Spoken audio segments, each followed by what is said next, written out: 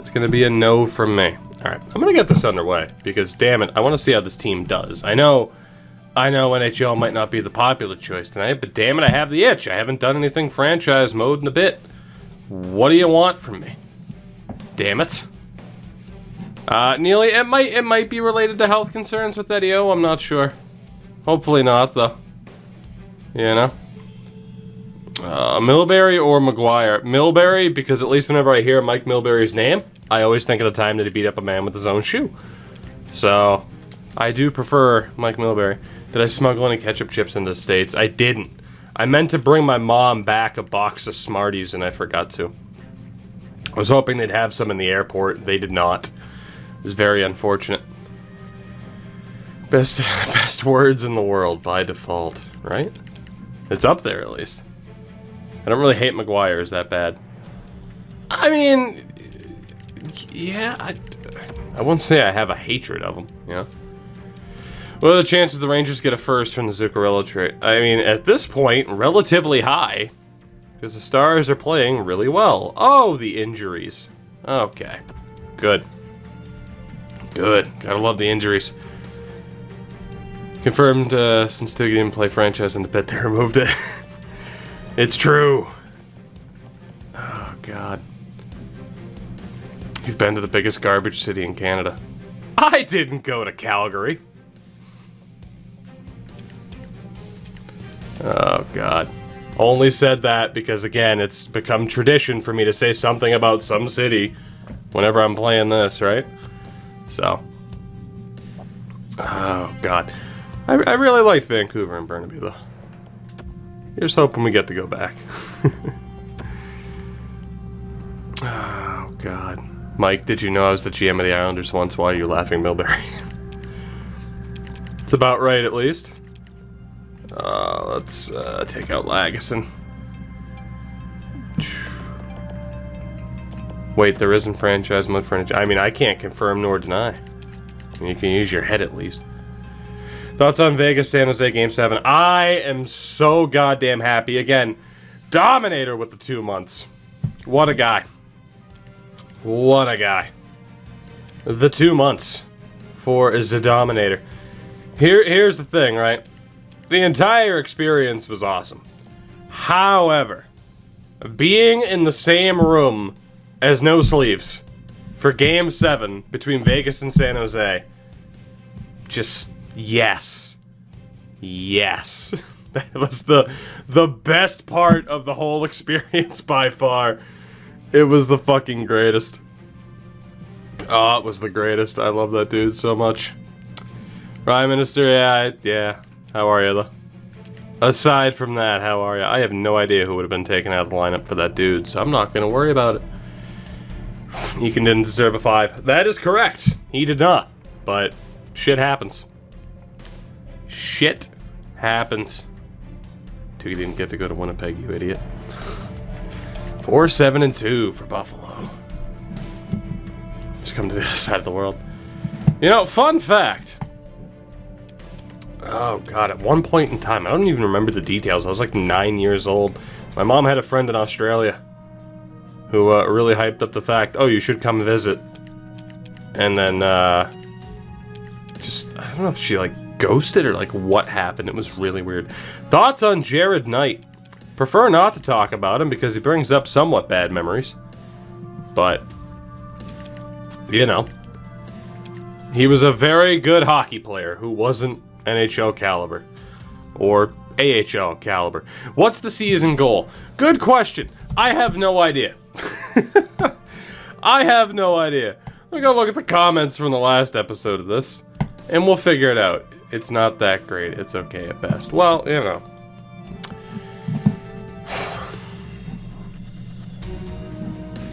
Let me see.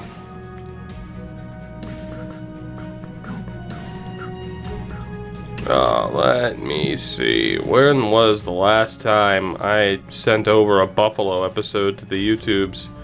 I feel like it's been a very long time. Like a very long time. And considering I'm not seeing any, it has been a while, apparently. When the hell is the last time I uploaded a Buffalo episode to YouTube. Jesus. Jesus. My God. Okay, there it is. Maybe I just wasn't, like, recognizing my own thumbnail on the YouTube side of things. Brutal. Bigger boss, Zach Phillips or Tyler Biggs? I mean, they're about equal, I'd say. Oh, God. I love Biggs. He got us Raquel and Gibson. He sure did. Let's see, top comments of the last one.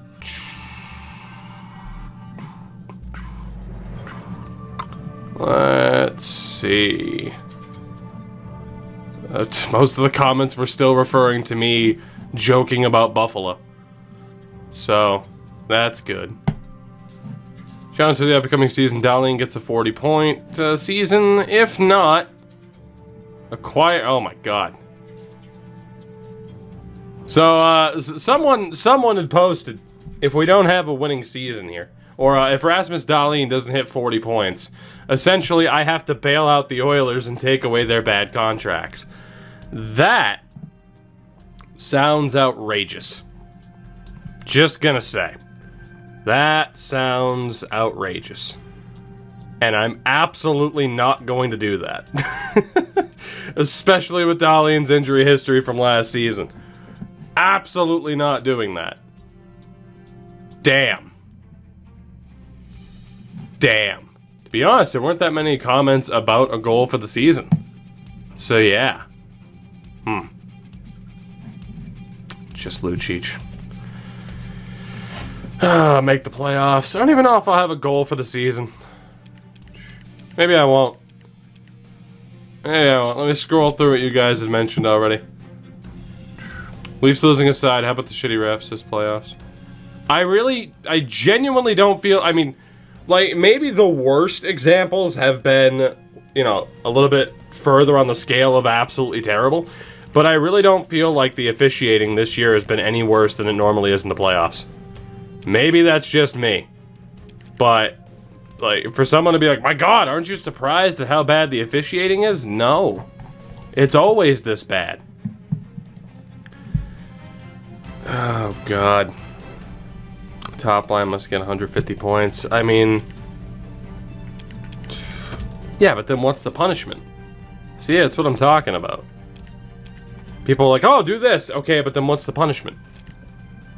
I mean, that's probably realistic, especially because, of course, I've gotten Sam Reinhart to bounce back. That wasn't very difficult.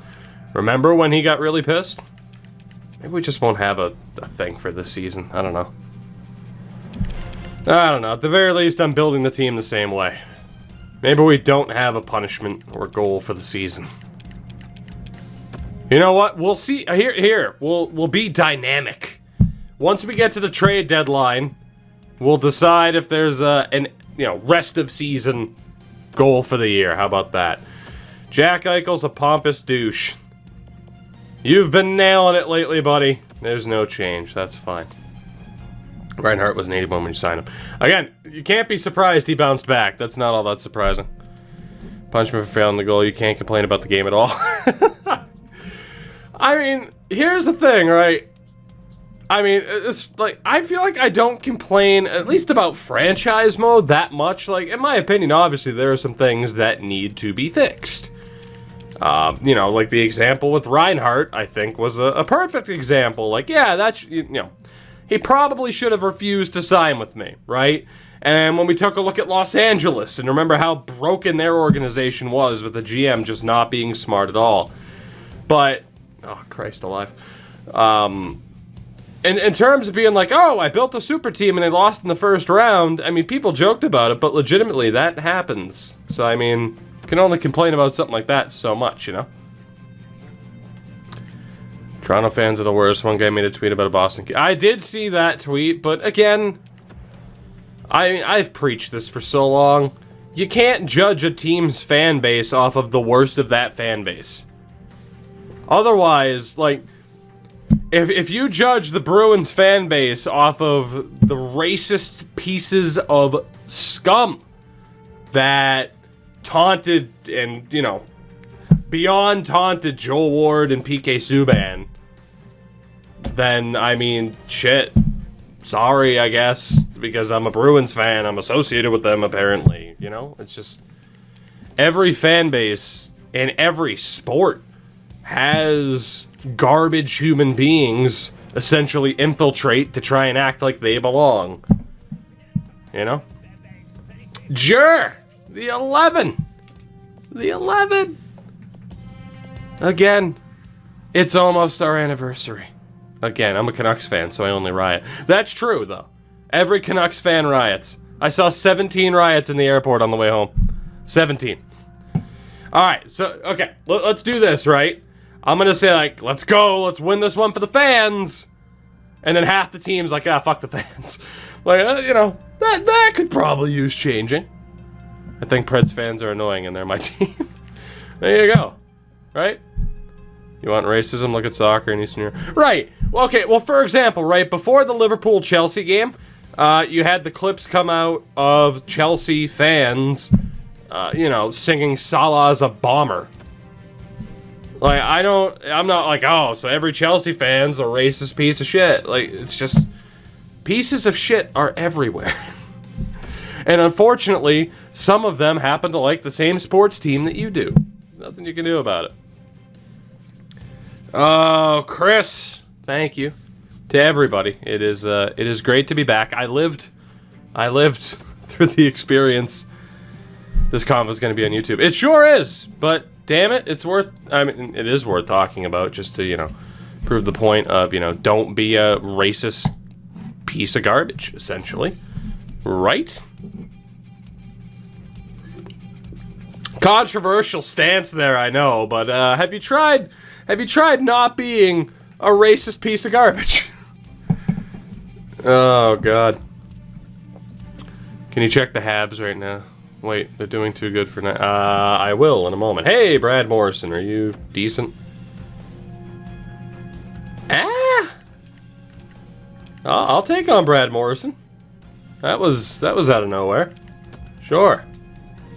I don't know what the hell that was about. Don't worry about it. Montreal is 20-13-4. What the hell are you talking about? Check Montreal. They're not doing well at all. They're average. Alright, let's see. Speaking of average, we are not. Red hot take from Toogie there, right? Alright. See, Carter Hutton sucks. Luukkonen is killing it. Jesus, Carter Hutton. I mean, wow. Who do we have in the AHL right now? Ian Scott and Genoa. Okay. I mean, I can put Luukkonen ahead, but best line's gonna change that. Check Ottawa. I will in a moment. Just making sure that our team is pretty much good to go. It sucks that Montour is still out. Lagesson can play there. That's fine. And forward-wise, they're still good with top liner Patrick Eaves. That's a winning formula right there. First liner Patrick Eaves. That's the way to do it. How was it being a normal human being with a regular sleep schedule? It was actually very nice. It was actually very nice to wake up at 7 a.m. Pacific time. You know, and aside from the final night, you know, where we probably hung out for too long before having to go to the airport. Yeah, it was nice to go to bed at a normal time and wake up at a normal time like a normal person. It's pretty nice. Oh, God. Smalls, I am doing tremendously. Morrison, I'm going to leave him in the AHL for now.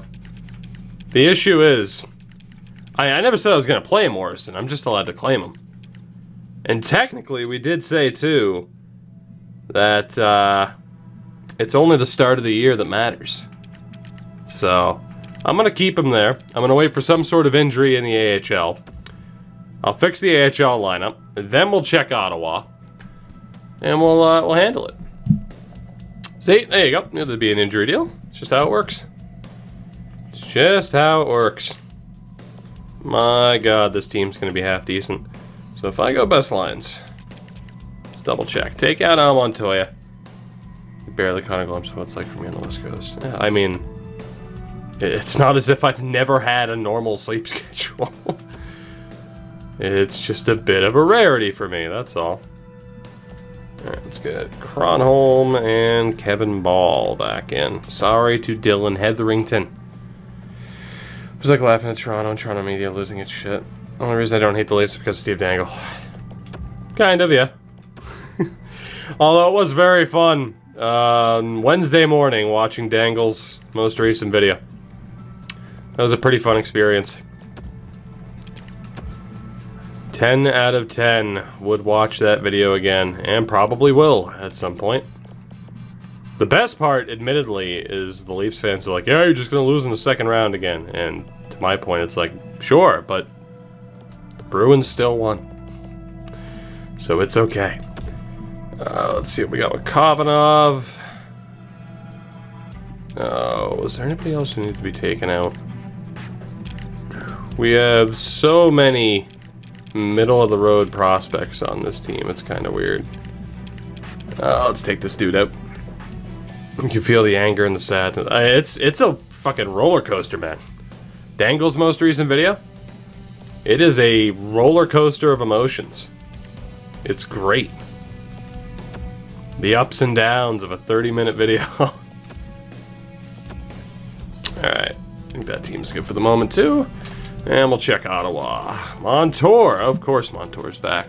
Well, I don't want the Bees to make it far, but I think they will. I mean, it was never going to be an easy road, though, right? So that's why it's like, oh, man, Columbus won. Are you sweating? It's like, I knew the Bruins would have to go through Toronto. Either Tampa or Columbus. You know, 'tis what it is. Didn't realize I had these bits. Well, Eli, you don't have them now. I do. Haha. Thank you. Appreciate it. 11 out of 10 would celebrate victory puppies again, right? Alright, what the hell are we thinking about Ottawa? 27, 10, and 3, the Sens, huh? See what that roster looks like. Although, in fairness, again, Fog of War is currently on, so we might not get an accurate look. But Ottawa! Jesus! Brady Tkachuk. Braden Point. Who I think they played in the AHL last year. Bobby Ryan has 14 goals. Patrick Marleau somehow. Matt Duchene stayed. Or came back. Matt Duchene came back. Anthony Duclair, Alex Formanton, Chris Tierney, Jesus Christ. Colin White, Jesus Christ. Nick Paul, Logan Brown, and Austin Watson. Hot Sam Bacho, Jesus Christ. Eric Brandstrom, Blaze It. Max Lajoie, Jake Muzzin. I wonder what deal they pulled off with the Leafs. Damn. Oh, okay, there's that nice little statistical growth out of nowhere for Ryan Miller late in his career. Good Lord. Good Lord. Everything's going right for Ottawa. Carolina versus Bruins. Mrazek goes full Cam Ward. Please no. If whoever makes it to the conference final just loses to out of Columbus and Boston, ends up losing to Carolina, just no. Like, for me, I believe in the Bruins, obviously. However, if the Bruins do lose to Columbus, I would prefer Columbus to win the whole damn thing, right? Although, something about the Islanders winning the Cup this year would just be a spicy meatball. Oh, it would be delightful. And yes, it is obviously exclusively because of John Tavares, which again, I'm not on the hate on John Tavares bandwagon. I'm not. Right? I'm not. He was within his rights, who gives a shit. But it would still be kind of funny. Wob, what's up, buddy?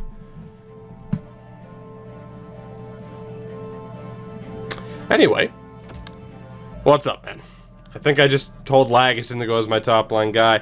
Everyone should use this cause. Currently Twitch ads 10%. Yes! Void, as they should. Not even if you're using bits for me, but for everybody. Wob, it's good to see you, though. It's, well, good to see your name in a chat, I guess. How about the horseshit stars to win? That would be nice, too. That'd be pretty fun. That would be pretty fun. I'm down for that, too. How much for the Toronto media? That's why. right? Like, I'm not saying it because I'm like, haha, Leafs fans will be upset. The way that the Toronto media will react if if Tavares leaves the team and the Islanders end up winning the cup over the Leafs,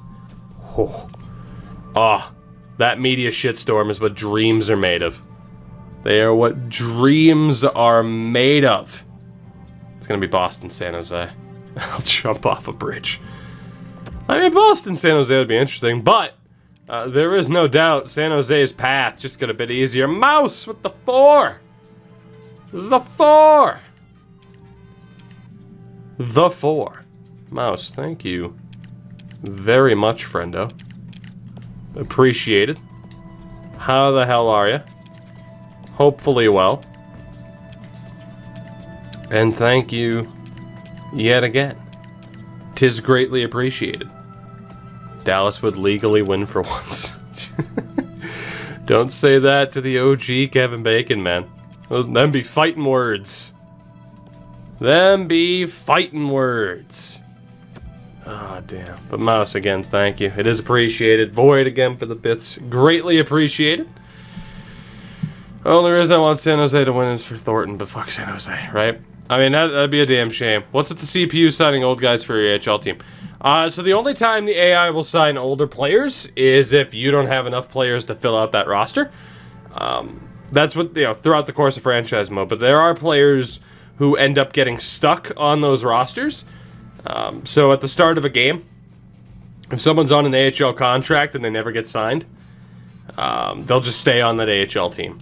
So, which, again, asking them to fix that has been noted not only by myself, but others.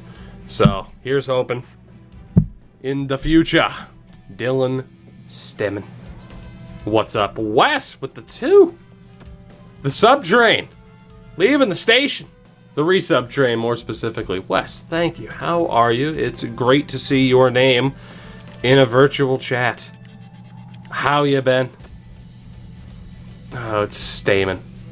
Well, then why is there an E? I mean, I'm not calling out your ancestors for misspelling it. But S-T-E man, but it's pronounced Stamen. Somebody screwed up along the way. That's all I'm saying. But while I sit here and insult your family's history and heritage, welcome. How are you? It's good to see you. Oh, I say it with the best of intentions. Oh, God, you have no idea how great it is to be drinking some Arnold Palmer again, by the way. Whew. I was on like an all brisk diet, brisk in water, for the whole duration of the Vancouver stay. So it's nice to be drinking the nectar of the gods yet again. At least you're not roasting my team. Well, in fairness, my team lost tonight, so I can't roast anybody's team. That's just the way it works. Oh my God, the injuries right now. Jesus. Barzal's better than Tavares. Hot take. Hot take. I do agree, though, about, say, like the Sharks winning. It would be nice, and they have a better path to do so after, the whole Vegas series and everything. I don't think anybody wants to see Joe Thornton retire without a cup. I mean, we talked about it a lot last year with Ovi. I wanted Vegas to win for the story, but I'm glad Ovi won, because anytime you see a great player, get to that point where you're having doubts if they're ever going to win, it's sad. They sell Palmer in Canada. I looked. I couldn't track any down. In fairness, I didn't look that hard. There was a supermarket across the street. They didn't have it, so I gave up. I gotta be honest. It was just one of those things where it's like, okay, I don't feel like going all over the place. I won a very stressful game and got called a booter. Jedi, were you... Oh, that's right. GWC-wise is all I was thinking. I mean, Jedi, if somebody loses, the other guy is a booter or glitch goal or whatever, right? That's just how it works. I'm still upset Korea never won a cup. I think it's sadder for someone like Paul Korea because, injuries cut the career short, right? So, Who's the best player to never win a cup? Dion. It probably is Marcel Dion, but obviously I never saw Marcel Dion play. But, you know, you look at the numbers. Did you enjoy our Canadian money? No. Now, Canada, I'm sorry, but you and your... Now, here's the thing. Like, I get the point, right? And there were Canadians in the group I was with that are just like, how do you tell the difference? Our color-coded Monopoly money.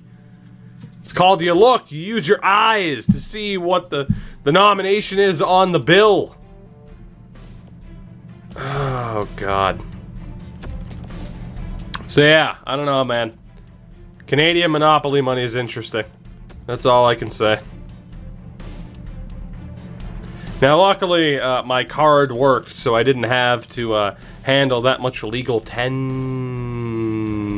Wow, I just... Tender. I was gonna say tenure. I'm like, that's not the right word. Oh, shout out to D's Nuts with the follow. God. Who else followed earlier?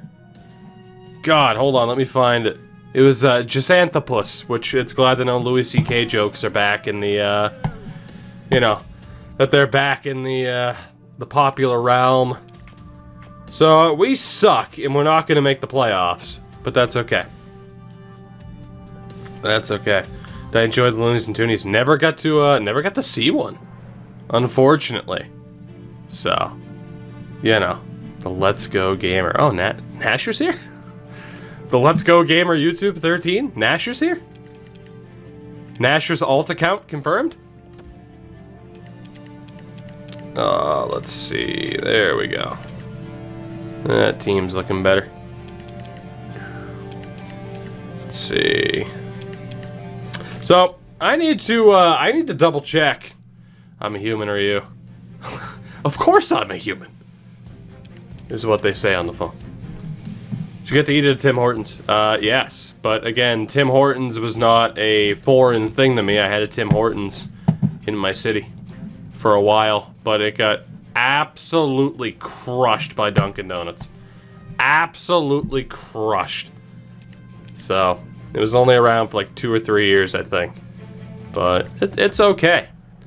Solid Boston cream donut. You're just joking because New England. No, ask Flopfish. I enjoy myself a Boston cream donut. Ah, it's the best. Alright, buy my Hut team off me so I can spend my my pack on MLB. What's the challenge? Matthew, no challenge for this year because there weren't any good suggestions. But, yeah, no challenge this year. I haven't played MLB since I left. I should probably double check how I feel about it. So, we're not going to make the playoffs, right? I want to see if I can get anything for one Carter Hutton. Yeah, let's see if I can get anything for one Carter Hutton. Is there a team that's interested? Of course Calgary wants a goaltender. What a surprise. Anything's better than Starbucks. I agree. Now again, I'm not a coffee guy, so I can't... Wow! Okay, yeah, Calgary needs a goaltender. Are they a playoff team? No.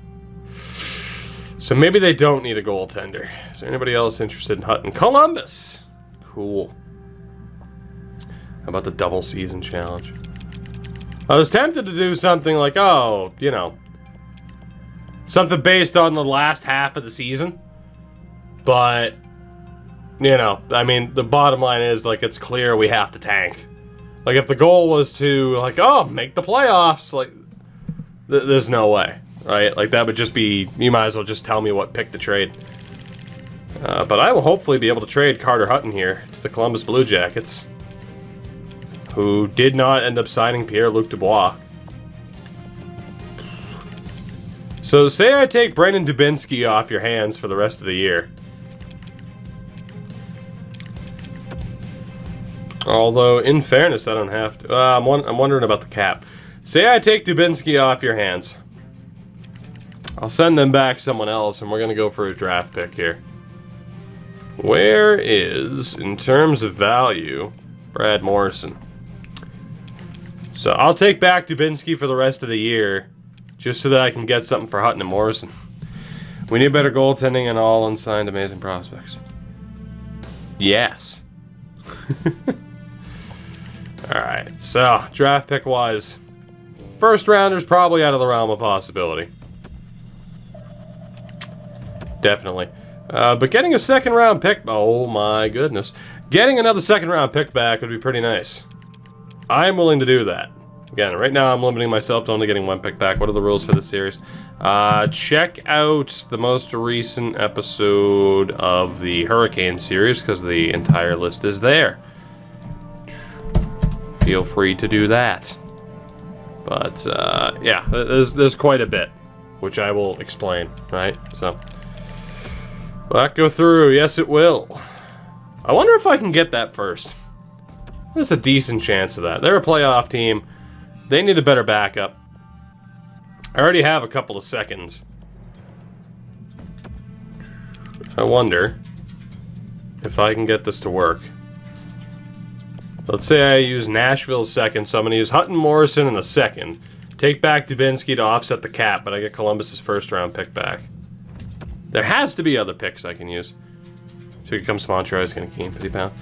So, fun fact, we ate very well. I somehow lost weight on the trip in just a few days. It doesn't make sense. Is it the same as the Hurricane series? It is. Oh, God. Not saying it was much, of course, as my fat face will attest to, but still. So, let's, you know, I'm going to do this if they're willing to do it. I think, because I need to swap a second round pick anyway. So, Carter Hutton's going to go to Columbus. We're basically getting a first round pick back. And I have to move a second rounder anyway. So, there we go. Now it'll open up space for Luukkonen to be the starting goalie for the rest of the way. And I think we're just going to run with Al Montoya as our NHL backup for the rest of the year because I don't want to rush Ian Scott. So, the goaltending situation is a shit show. But that's fine. And then defensively, now I do have the freedom to trade Pietrangelo. I don't believe I forgot to mark it down. I know Okposo and Dadonov have no trades.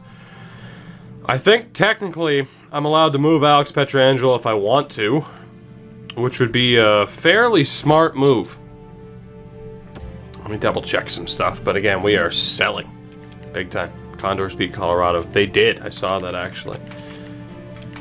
It's pretty pretty misleading that the Oilers AHL teams go into the second round.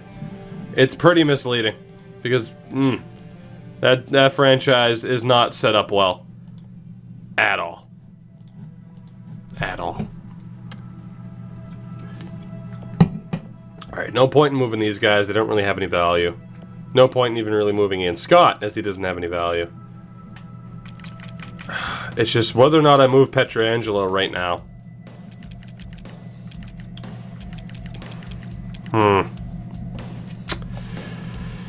We signed I mean, he's only 31. I don't even know what the hell I'd get back for him.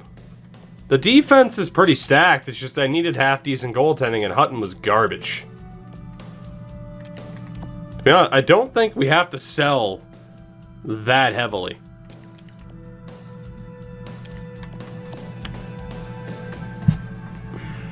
Pietrangelo, Dahling, Risto, Montour, Fox, Price, and Lagesson. Delamon's going to be ready for next year. To be honest, I'm not going to sell him. Like, I know we're, like, I know I could technically use him to trade up at the draft as well, but maybe I'm fooling myself into thinking that next year could be a really good year for us. Especially with someone like Jennings joining the team. So Reinhardt only signed a one-year deal, but I should be able to bring him back, no problem. I think technically he's still on a negative overall due to morale. Nope, maybe not. That's outrageous. Dadonov is unmovable right now for the first 2 out of 3 years. Let's see. Middlestat, Jennings, Vesalainen, Okposo. There's no point in trying to trade him. He's stuck here. I could try to move Zajac, but there's no value in it whatsoever. So I gotta be honest, I think the roster's just fine. Like, there really isn't anybody... Like, even moving like Tage Thompson, I wouldn't get that much for him. I think we're fine. It's just we made the one move that we needed to make, which was getting rid of Carter Hutton so that Luukkonen could take over for the rest of the year. So, I think we're good. Hopefully. I mean, we only want to tear down the team so much when we're going to be relatively competitive next year. Or at least we should be, in theory.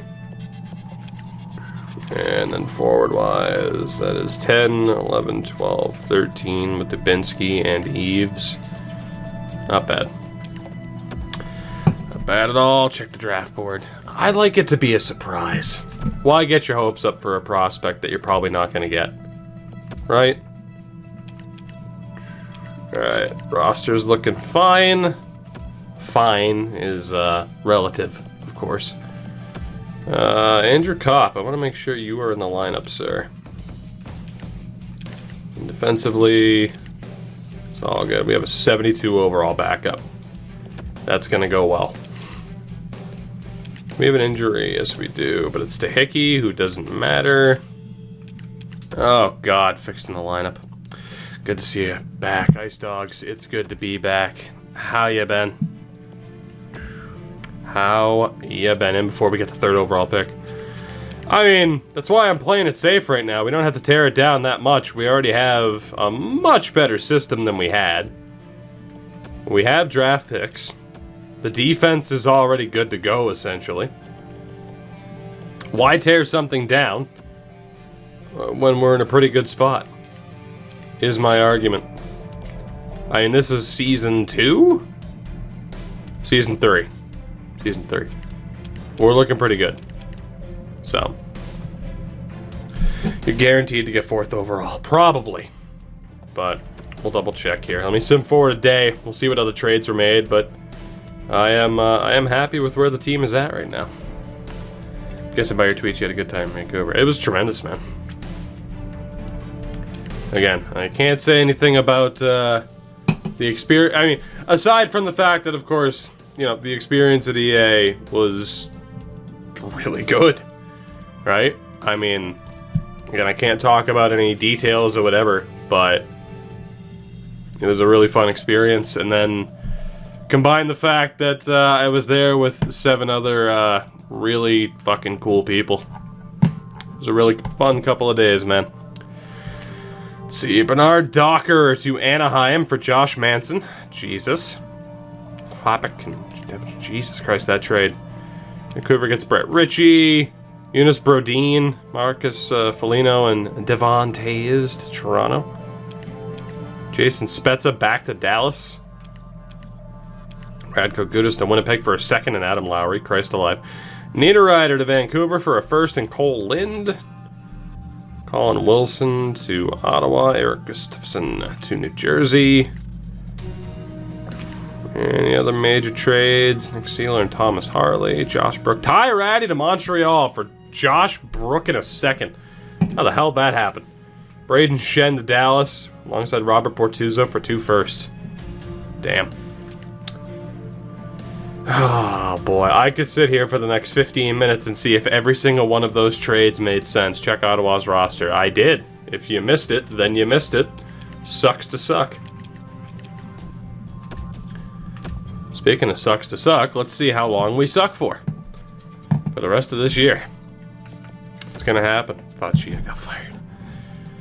I'd love to check to see if every single trade made sense for the teams that were involved. Odds are probably not, but that's okay.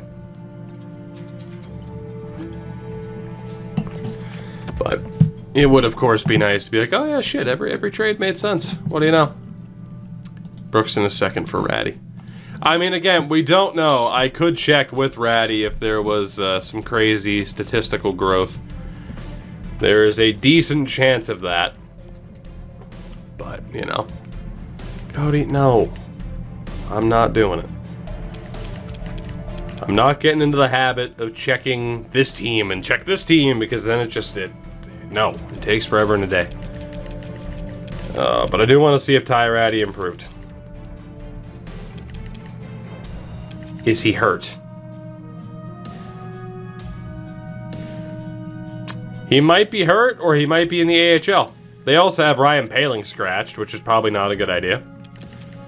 So, yeah. And Jeff Petrie, who was injured, is still... Alright, we're moving on. They traded Josh Brook in a 2nd for an AHL. Maybe they'll fix the teams, I don't know. Probably at the beginning of next season, I'll see what the teams are looking like, of course. Double checking overall. Who has more combined concussions? Your team or Kurt Angle? Good question. I don't know if Kurt Angle is the primary example of concussions, though, right? But I get what you were going for, at least. Trying to think of what player would have been, or what wrestler would have been a better example of, like, boy, a lot of concussions. But that'll get depressing very quickly, won't it?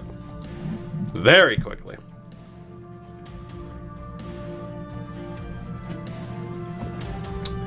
What a beverage. What a beverage. Nectar of the Gods. As Travis Zajac gets her. We've battled back a little bit this year, though.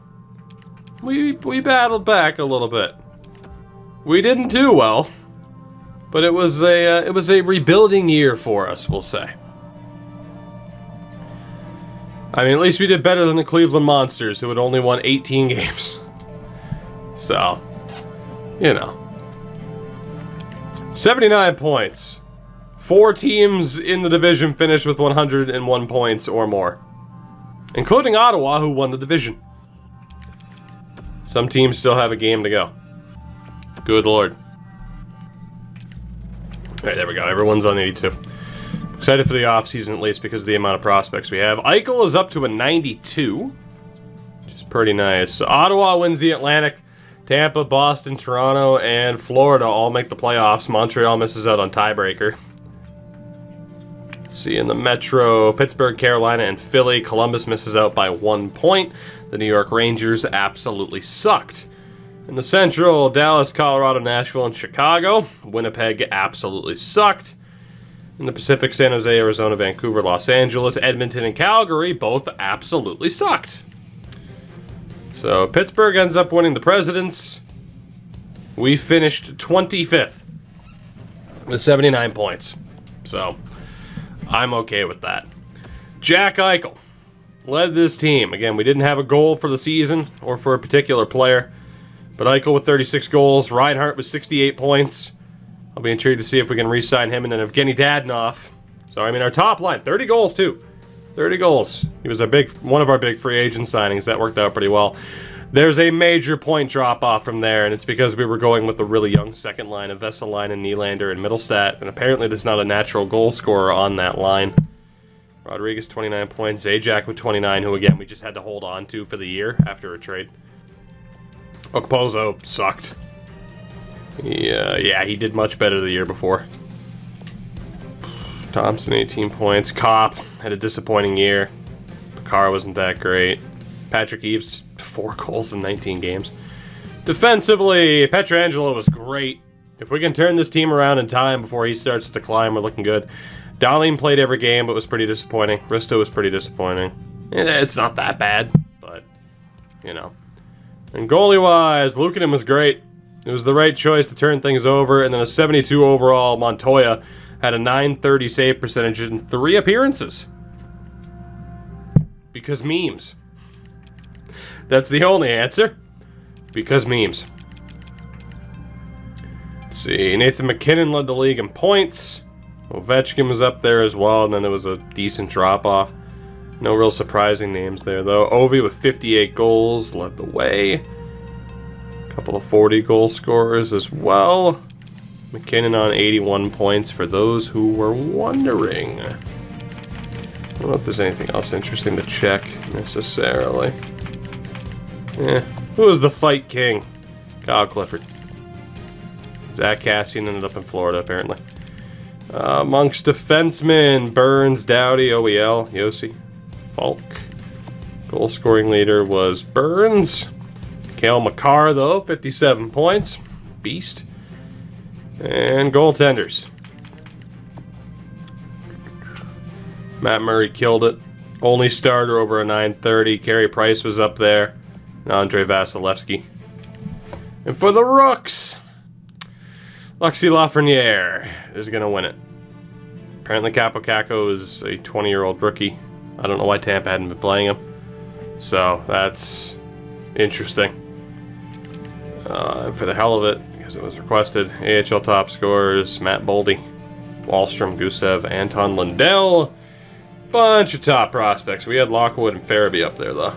Apparently Frankie Petrano's in the AHL, which is very depressing. Very depressing. But we also don't have to talk about that. Because, damn it, we get to an off-season that much more quickly. Which I am very happy about. Screw making the playoffs just to get booted in the first round. I want to get back to another off-season where we can actually make some moves. So, Tampa drafted Kakko. Thought this was Buffalo, not Espo. So, Varg, in case you missed it, we were going to draft Kaapo Kakko. And we failed a challenge that resulted in me having to trade that pick to Tampa. Kaapo Kakko was supposed to be a Sabre. This is a very, very long rebuild. Is it? That's what, the end of Season 3? And we're looking good. Despite losing Kaapo Kakko, we're still looking good. I refuse to hear otherwise. I mean, especially, too, once we see what this team looks like following the draft and heading into next year. We're looking decent. Draft class-wise, for the hell of it, this is the Aturadi draft. Ganther Aroniemi, Daniel Sheka. So, we're gonna get somebody good, which is nice. And not to mention Rochester, and the 10 years before he took over. Fair point. Fair point, but that doesn't count. At least against me. Right? That won't count against me. Oh, boy. Alright, Pittsburgh wins the cup. Exciting. President's Trophy winners win it. Bojo, what's up, buddy? What's going on? I didn't get to watch the most recent video yet, but 'tis good to see you. Let's see how Pittsburgh got there. They beat Vancouver in 7. Break out the brooms. You got some cleanup work to do. Toronto beat Boston. How unrealistic. Utica ended up beating the Iowa Wild in the final. Calder Cup. Bobby Orr, best undrafted Bruins player. I mean, technically. Patterson, so close yet so far. I want to take a look at Pittsburgh's team, though. Crosby, Kessel, okay, so like Pontus Aberg is there. Kasper Bjorkqvist ended up making the team. Aside from that, Philip Hallander. It's the squad you would expect. Matt Murray just killed it. You thought the Pittsburgh dynasty was over. You're wrong. So Tampa wins in year 1, Nashville, and then Pittsburgh. McKinnon wins the Art Ross. The Hart goes to Ovi. Norris to Roman Yossi. Lady Bing to McKinnon. Calder to Lafreniere. Conn Smythe to Matt Murray. Vezina to Matt Murray. Jennings to Matt Murray. DeKaiser won the Masterton. Ryan O'Reilly the Selke for 3 years in a row. Ted Lindsay to Ovechkin, and the Rocket Richard to Ovechkin 3 years in a row. AHL, Matt Boldy led in points. League MVP was Oliver Wahlstrom, who ended up in Vancouver somehow. Most goals, Matt Boldy. Oliver Wahlstrom was top rookie. Best defenseman, Ethan Bear. Top goaltender, Alex Stalock. MVP of the playoffs, Thatcher Demko. And Michael Prapovis. The Prapovis. Jedi tries to be good at MLB Street. Jedi, go for it. I believe in you. Just be prepared to do everything right as a batter and still not get rewarded. But that's... Hold on, because I need another can. Say it with me now, but that's baseball. There we go. Draft lottery time. Hit me with it. Hit me with it. Number 1. Number 1. Number 8. Fuck. Fun fact, Columbus missed the playoffs, though, so we have the 8th and the 14th. So, that's nice. 2 picks in the top half of the draft. So we could look to make a move without even having to give up, trade the pick for Tyretti. We could move up without having to give up a Pietrangelo. Let's see. Thomas Vanek, Bruin Killer Extraordinaire, retires. Parise, Koivu, Kessler, Bacchus, Flipper. Brendan Dubinsky retires as a Sabre. Bufflin. Oh, Cam Barker. What a guy. And goalies, Craig Anderson, Yaro Halak, and Curtis McElhaney. Pridex, what's going on? Zach Parise. Wow, I just realized, by the way, that just kind of connected. Zach Parise retired in Season 3. Pretty crazy. Pridex, we're doing well. How the hell are you? Alright. So it is draft time. Let's see what we can do. There's no way we're going to be able to trade up unless the team wants to make moves, right? So, Winnipeg might want to make a trade, though. Okay, Atu Roddy's off the board for sure. Detroit.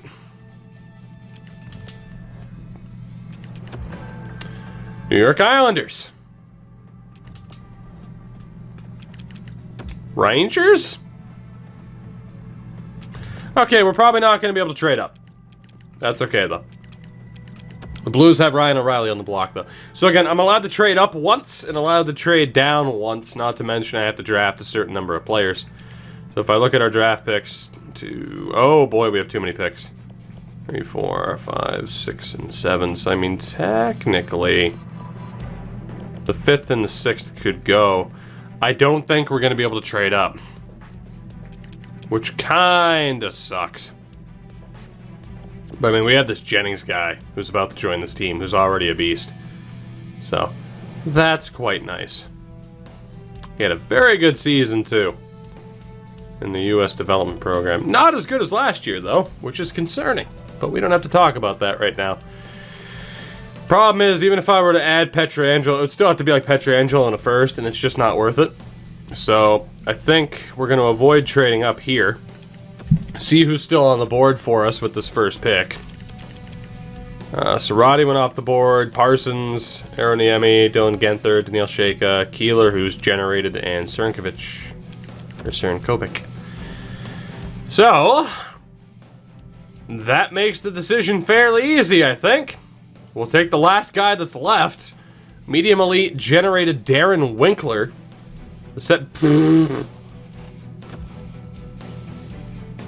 Yeah. No. You know what? Number 8 overall pick works for me. Don't worry about it.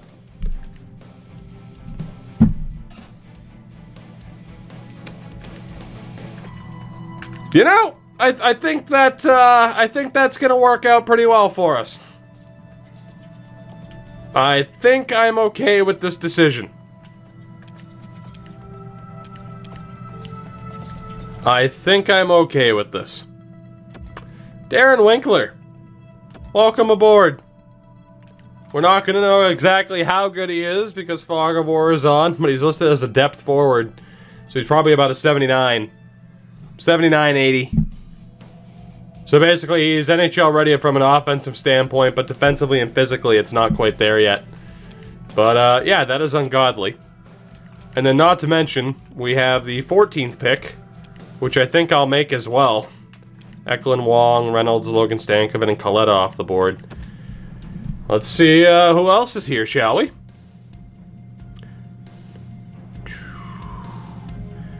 Alright, so we have Anton Olsen, Simon Robertson, Owen Power, Carson Lambos, Devin Madsen's generated, and then Luke Hughes, Luke Middlestat. I wouldn't take Alexei Mikhluka. Wouldn't be worth it. Shout out to Jim Booze. The issue is I could check the editing doc. I don't remember how good Anton Olsen is, but the fun thing to do would be to take Luke Middlestat, because of course we're the Sabres. So drafting Casey's brother would be pretty funny. Not to mention we do need a defenseman, so it would be understandable. But Simon Robertson has ridiculous skating.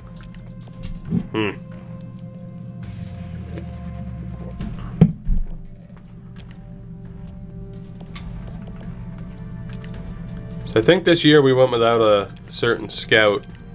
Do we take Luke Middlestat just because we have Casey Middlestat? That's the real question.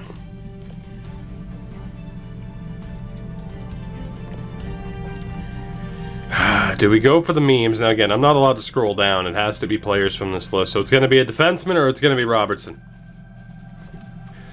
Use the 2 seconds and trade up. Can't do it. Only allowed 2 picks per round, so this would technically be our second first-round pick. So...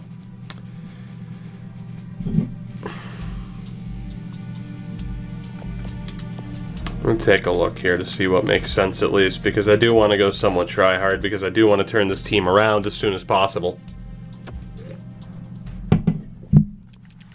How desperate are we for a defensive prospect? I mean, we have Noah Delamont already. We have Dobson, we have Lomala, who is a monster in the waiting. Whew. Beast. Oh, God. Deeds. Now, I could technically do that. But the odds of there being somebody better, you know, that's the question. So, I mean, technically, I can look at the rest of the first round and see if it'd be worth trading down. Getting someone like a Jim Booz. Of course, Gucci's there. And this is the Jesper Wallstedt draft. But there's also... Oh, God. Absolutely not. Not with that name. Absolutely not. I don't care if he's listed as a gem. You can piss off. So, I mean, the real question would be just whether or not I wanted to trade down to get Wallstedt, which would be a little bit cheap and unnecessary because we do have Luukkonen. Right? So... Oh, boy. Obviously, I know Wallstedt's really good. I know he's medium elite because I added him to the game. So, that's the issue.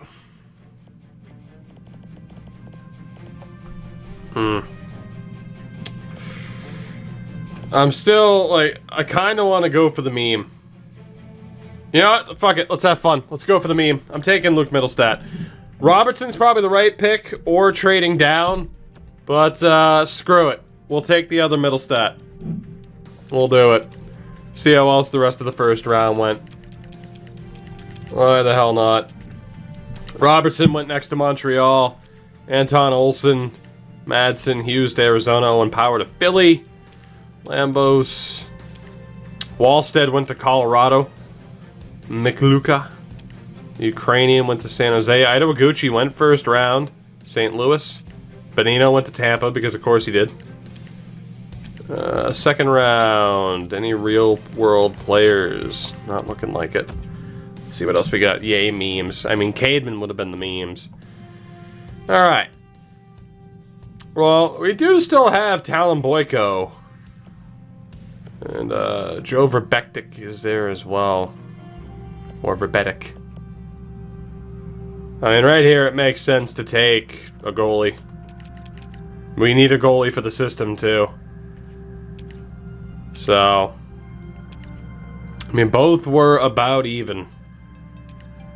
I'm gonna trust Boyko more. Take Andrechuk. Absolutely not. Plus, we already took a defenseman. I'm gonna go with the safe bet here and get the goalie pick out of the way. I'm gonna take Talon Boyko. So again, I try to take Greggy. Thank you very much for the 2. How you been? It is good to see you. He has butchered the spelling of my last name. So again, under the rules of this, to keep it more difficult, I have to draft left wing, center, right wing, 2 defensemen and a goalie, and then I get a free pick with my 7th pick. Only 7 picks per round, or per draft. So, it's nice to get that goalie pick out of the way. We have another 2nd round pick as well. Alright, well, let's see if this is even worth making. Back from my night shift and slightly dead. Gotcha. Well, I'm happy that you're at least off work, and there might not be anybody worth trading or worth signing here. Len DeMello has a good shot. That's about it. We could take another goalie, but it would be a complete shot in the dark. I'm not digging our options there. Now, if I sort by our scout rank, I do have my 1 trade down, and I think I'm going to use it. I think I'm going to use it. This will be the right time to trade down. Not to mention I can combine picks So technically we made, what, 3 picks already, so it'll be pick number 4, 5, 6, 7. So we will use these 3 picks together to try and get something for next year. The best way to do that, maybe Edmonton, even though they're listed as a rebuilder, is going to be dumb enough to want to trade next year. They are not. Is Los Angeles dumb enough to want to trade picks next year? They are not. Minnesota? How dumb are you? God, if they had a second, they might have wanted to get rid of it. Let's see, New Jersey might be dumb. Nope. The Rangers were terrible this year. They're not going to be dumb enough to want to trade that, though. Alright, maybe Ottawa? Yes. There's no way.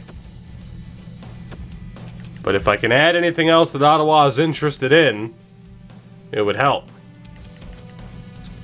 The issue is, I'm not allowed to use and abuse potentials. Not Jerry Dingle. I don't really have anything that would make sense for them to do that. But I need to call a timeout. See if we can find a prospect. Rather than trading down for a pick next year, see if there's a player that anybody would want to give up. So, whoops, that's not what I wanted to do. Let's go back to offer trade. We got 6 minutes to make this work. Should be plenty of time. So again, this will be pick number 4, 5, 6, 7. And we'll use these 2. And let's see what other teams' trade blocks are looking like instead. Henrique or Silverberg? Absolutely not. Arizona? No. Calgary? Milan would be nice, but we're aiming for higher than that. Carolina? No. Chicago? O'Hare Airport? Fucking bigger than my city. That is a true fact, I'm quite sure. Edmonton. Doesn't help. Florida, you don't have interest in the second, so that's pointless. Los Angeles. Could bring back Connor Sherry, that'd be a waste. Like, nobody have any prospects that they want to move? That airport's the worst. Boja, I can't say I had any issues with it. But again, as someone who is not a frequent flyer, feel free to let me know how I'm wrong.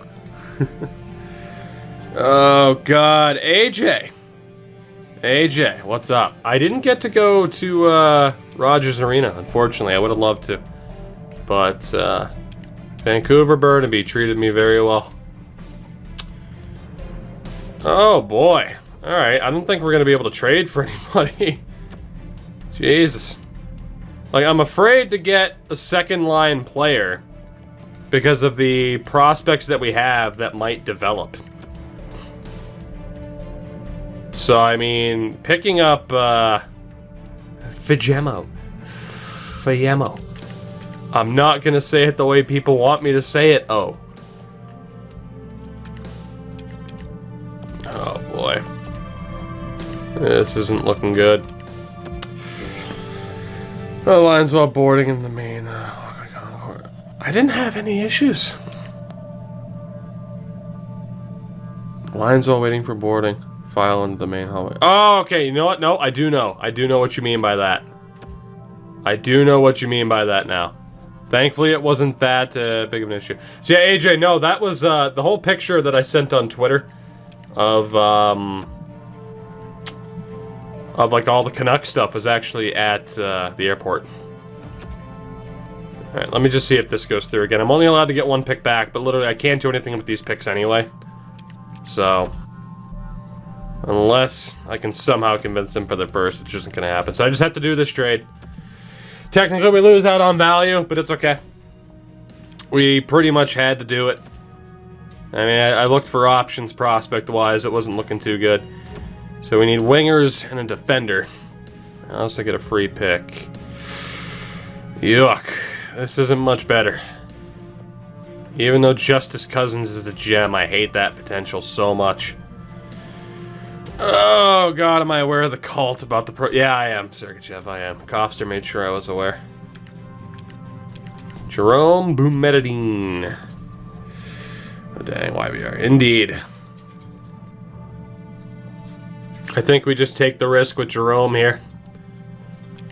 Because this is not looking like a great draft.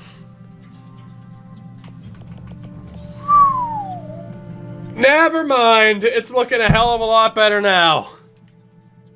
Thank God for scout ranking. Hugo Vauclair. He's gonna be terrible, but he's a medium elite. Let's go. Hugo, welcome aboard. There is our left wing pick. Even with these restrictions of not being able to scroll down, I still win. We need a right wing, another defenseman, and I have a free pick in there as well. Beautiful. Beautiful. Service pictures also. I have noticed. Alright, so. For a defenseman, we could take the risk with Jim Hader. And if we sort by scout rank... Okay. Yeah, it's a right wing, a defenseman, and a free pick. There isn't anybody there that I'd want to use the free pick on. So I can risk it with Hadar. Or I use Alexander Bykov, who does have a good shot, but he's an overager. Just as the right wing pick. I gotta be honest, I think I'd rather risk it with the defenseman. We're gonna go for Jim Hadar. Get our other defensive option out of the way. He's at least 18. He's gonna be a defensive D-man. So, we'll make that happen. We're not going to know for sure how good he is. So again, right wing in a free pick. Oh God, that doesn't help. That doesn't help. And unfortunately, the right wing I was looking at is off the board. I think we have to use the free pick now.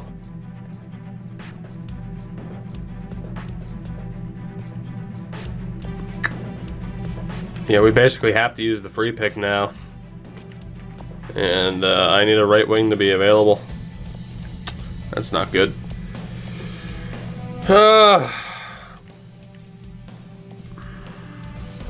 Not the time where I wanted to use the free pick, I gotta be honest.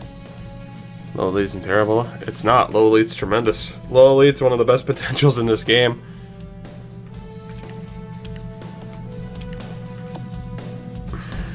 You know what? I'm actually not going to risk it for either of these two because I genuinely don't believe they're that good because they're overagers. So I'm going to take the guarantee of Jyrki Nurminen, who's also an overager, but still. And our final pick in this draft will have to be a right wing. I am not allowed to trade down more than once. So we desperately need a right wing here, and we get him.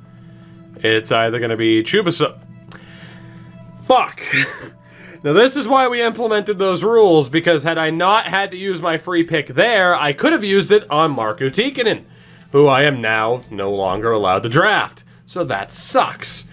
Odds are we're going to be taking Ivan Chubasov unless our scout rank has somebody better. And it doesn't. So yeah, unfortunately, Lady Luck, RN Jesus wasn't exactly on our side. I have to take Chubasov here.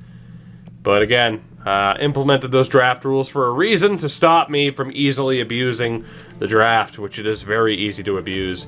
We still end up with a very solid draft overall. Overall, Vauclair was a great pickup for us. I mean, not to mention Winkler. The top 4 picks of that draft was really, really good for us. So, I'm not too upset about it. But we do miss out on an extra low elite. But that's okay. Jedi. For sure, buddy. I think I might be ending the stream a little bit earlier than I normally do. I'm at least going to get this team set up for the next season. So I might be talking to you soon.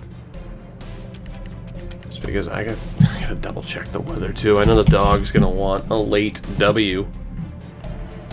Which it's not raining, so she's got that going for her. And then got to try to get video stuff done too, to go up alongside this. Ugh. You know. All the fun stuff. So, re-sign phase.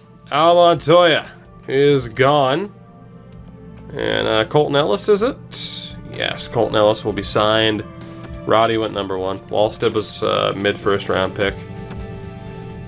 So for now, we're good. We won't sign Osala or Talon Boyko until we're forced to. Defense. Dahlin's deal is up. Noah Delamon is pretty much good to go, but I'm going to hold off on signing him. William Lagesson was a signing for this season only, so we're going to drop him. J-Train, what's up, buddy? How ya been? Dylan Hetherington, we're going to drop. Not going to sign Lomala yet. Brandon Hickey, we're going to drop. Actually, Steos and Honka. Al Gontoya. Jesus. You proud of yourself for that one? Let's see what the defense is shaping up to be at the AHL level. I don't know if I'm going to sign those two yet. So, Rasmus only wants 4 years. The most I'm allowed to bump that up to is 5. Obviously, I'd love to go with 8 years, but we'll go for 5. And we'll drop that down to 4.845. So 4.85 will be the way to go. And again, for the most part, we are pretty much on point. Just double checking. Yeah. So we'll see if he accepts that. That'd be a tremendous deal for him. I want to get him under that extra year. Delamon I'm going to hold off on, and I don't know if I'm going to sign Steos or Honka. Like, it's not that great. RFA at the end of 4, not 5. We'll see. The problem is, there's no guarantees that I'm going to go 5 more years, so by the time his deal's up, we might be done with this because this is more of a short-term deal. You're not dead. Visions, I'm not. Trip was phenomenal. No complaints whatsoever. Well, aside from the price of cabs. Travis Zajac, get out of here. Obviously, Nylander and Reinhardt are going to need deals. Tage Thompson, I'll probably bring back. Rodriguez, Kopp. Okay, yeah, there's a lot of contracts we got to sort out. Ottawa's a lock on Lafreniere. If they don't approve. Wait, what do you mean if they don't approve? Kaliev's going to need a deal. Delmore, oh god. Okay, I'm going to go handle the scouts really quickly and then come back to that, because that is a bit of a mess if they don't improve. I mean, no team's ever locked to get somebody because of the lottery. Slow top 6 bad. Yeah. I have not had luck with players all year long that have low top 6 potential.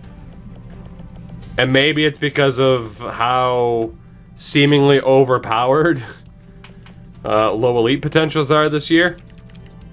But yeah, low top 6 for me, I avoid that like the plague.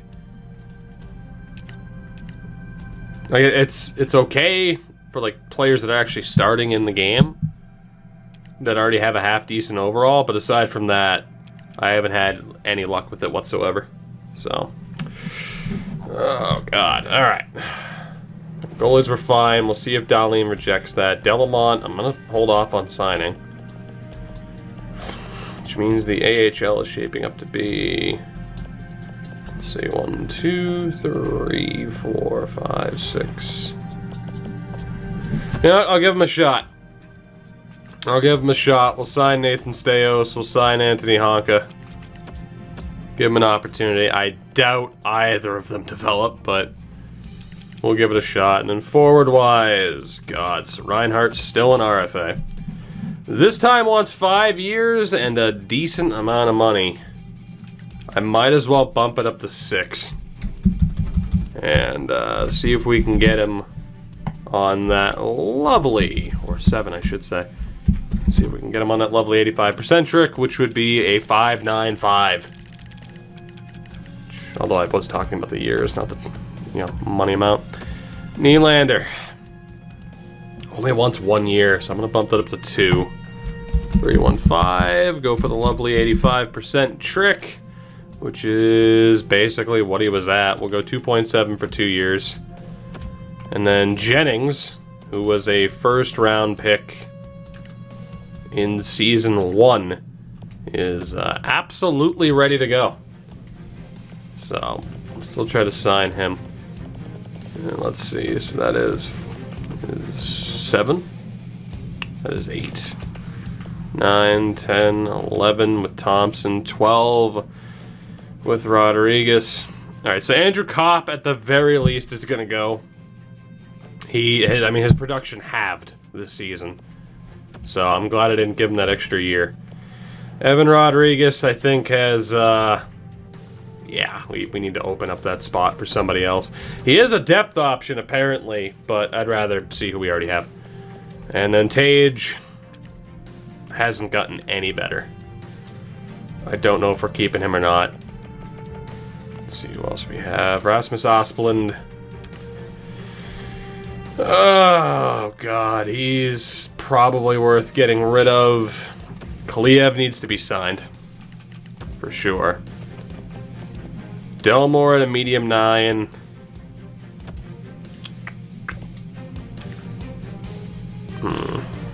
Listed as a sniper. I mean, I do know that low 9 Carson Ballard is definitely gone. I normally cut medium 9s, but I'm kind of tempted to keep him for some reason. Let me see what the roster shapes up to be. Oh, Honka Honka. Oh, God. Lovely puns. Honka looks like Nylander. Reinhardt rejects. Dahlin accepts, which is fine. Nylander accepts. Kaliev, Steos, Ellis, Honka, Jennings. Okay, so let's go talk to Reinhardt again, which it's not surprising he rejected.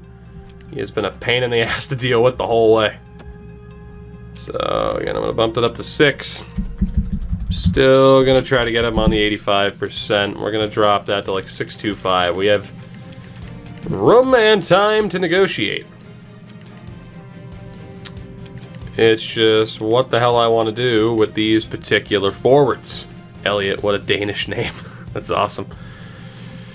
You got the ultimate 2BC meme and Dadnoff. Indeed. He was actually really good for us, too. I think Delmore has to go just for the amount of guys that we have signed, and then not to mention, you know, potential free agent options, so. Yeah, I think Delmore's got to go. We got to aim a little bit higher than that. And then Rasmus Asplund, I don't know. I'm going to bring back Tage.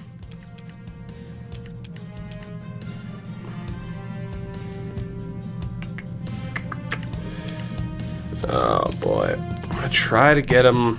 You know, I'm going to get him on a 1-year deal to try and maximize his value. Because I can almost guarantee I'm going to have to trade him. Can almost guarantee. And then Asplund. Dig. Del no more. Hell of a way to hit the 1 year. I really do need to redo the alerts, don't I? They're just not good enough. Asplund asking for that little. I'm going to release him. Dig, what's up, buddy? Thank you. You're one of 3 goddamn year-long resubs tonight, which is outrageous. Reinhardt, you're killing me. Tage, you're killing me. Come on, fellas. Get your act together. We got places to go, like the playoffs, I hope to God. Dig. Appreciate it, buddy. There was no sound. Yeah, I have the desktop audio a little bit lower, because, obviously, you know, NDAs don't apply to Twitch streams. Hate to tell you that they do, man. They apply to everything. So, if you even try to pry, I'm gonna have to bop you. So, I can't talk about anything until EA talks about it. Alright, so Tage accepted. Reinhardt still being a little bit difficult. Which, of course, I could let him go. But, I mean, technically he does put up points. He's actually dropped back down to a second line option. It might be. Imagine asking for Leslin to be released. It's a sign. I know what you mean, but it's a sign that he's not all that promising.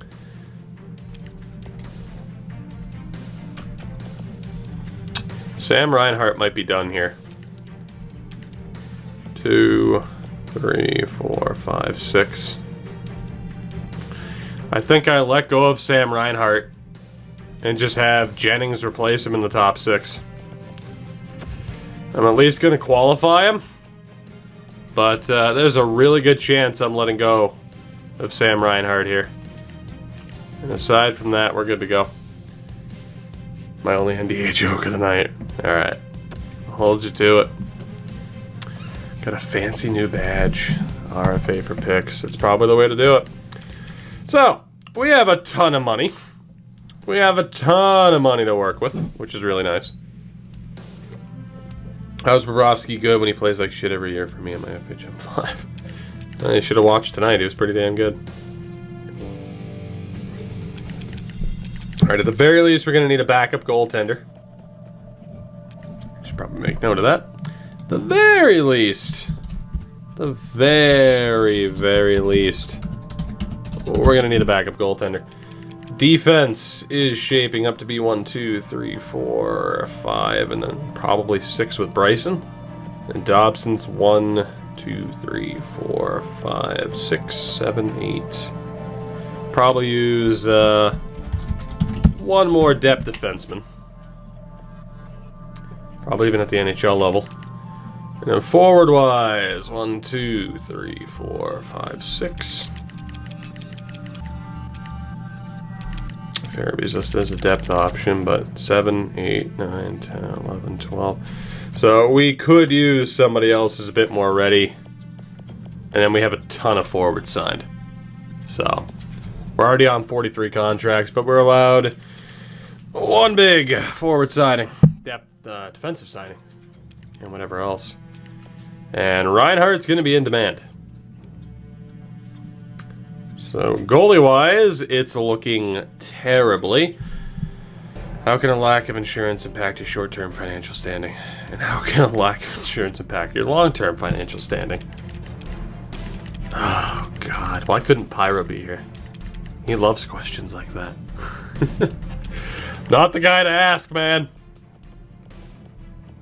Ask me about franchise mode. I'll help you and I won't steer you down the wrong path. That's hilarious, though. You're asking a Twitch streamer this, right? Dave gets the absurdity of that. Let's see. Do we have any half-decent prospects? Justice Anouin? Hey, who are you? Nicholas Shudin, undrafted, wants a max contract. I like it. So is Stan Lundmark. I feel like either of those, well, really anybody in that trio is going to be half decent. But again, I really do need a backup goaltender. So, Bennington could work. How did Bennington do last year? Wow, he's back in the AHL, huh? But he killed it. You know, I actually, just out of the goaltenders there, I am going to bail out Bennington. We'll give him... I'm going to give him 2.5 just because we have a lot of money to spend. So, tell us about how you perform the tax system and fix the economy in a 1,000-page document. I can do that. Let's do it. Let's see. Defenseman. No great options. At least nobody better than who we already have. So, we'll be looking at the prospect route. The route of the route. Let's see if we have any unsigned gems. Hopefully we do. Oh, not looking too good so far. Slavadamine. Ty Emberson. Kemp. Rory Kemp. Second round pick of the Red Wings, listed as other defenseman. Whereas Slavadamine, minor top 6. You know what, we might have to go a bit higher up here. Oh boy, somebody like, I think that's Ben... Oh God, I know he's a Panthers prospect, but I can't say his last name. Oh God, Casper Cockensalo. And then Slava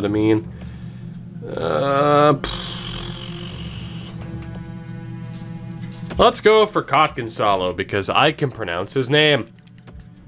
We'll sign him up. Technically, I didn't need him, but it's like, might as well.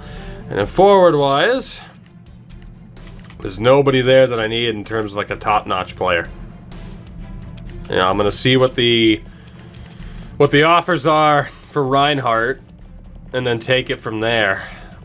So let me see if there's another half-decent prospect available, and then that's pretty much gonna wrap up our free agency adventures. Cotton, Matt Philippe, Barron, Gorniak, Chef Uglin, John Gruden, Angus Crookshank.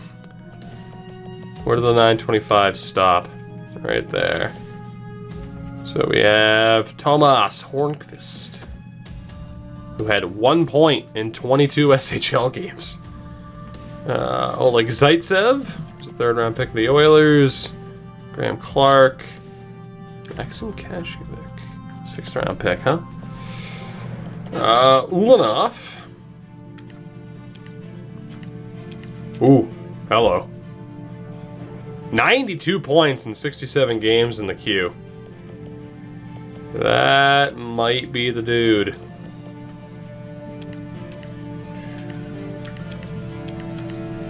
Semino, D'Amico. The issue, of course, is sorting out who is real and who is not. I think Lakachev is also available. Sergachev wants Gorniak, huh? Issue is, he's 21, man.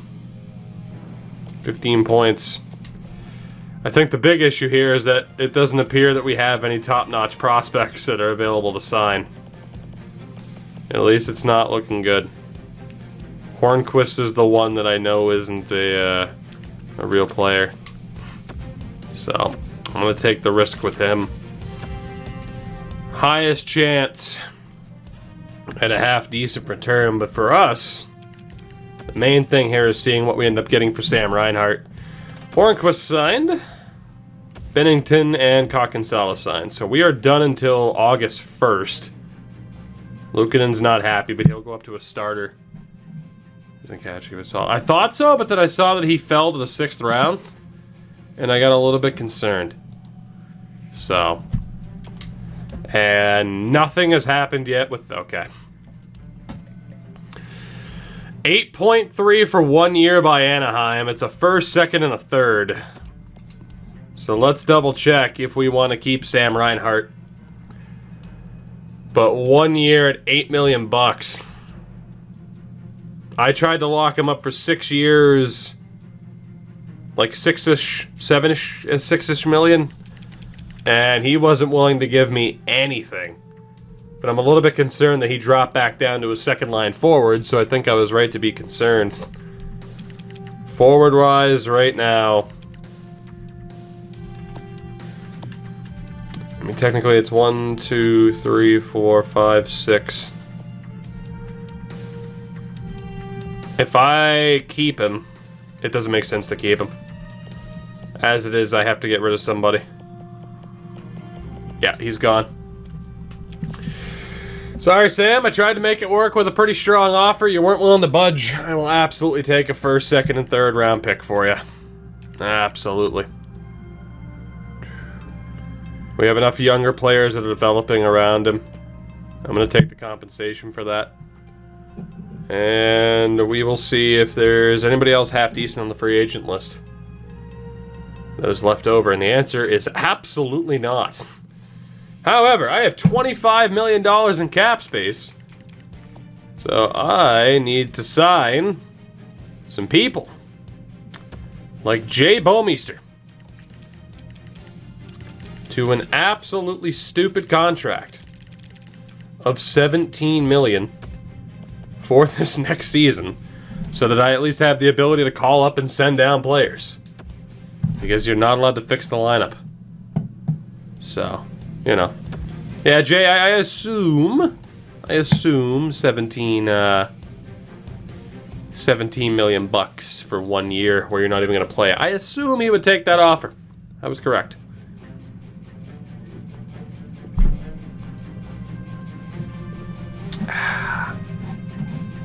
We're looking good, though. I know it's tough to see the big picture. I just let Sam Reinhart walk. I'm confident. We're looking good. Believe me. Believe me. Again, I tried to sign him, though. I thought, what was it? 6 by, like, 6.5? For an RFA, now, of course, 85% trick is more likely to go through in the re-sign phase than the, or at mid-season, rather than the re-sign phase, but it can still go through. I would have given him the money that he wanted had he not dropped down to a top 2 forward again, or a top 6 forward. He was honestly looking pretty good, and then him dropping kind of scared me off. So, let's see what the squad looks like here, heading into this season. So, Luukkonen is a starter, Binnington the backup. AHL is Scott, Ellis, and Genoway. So that's perfect.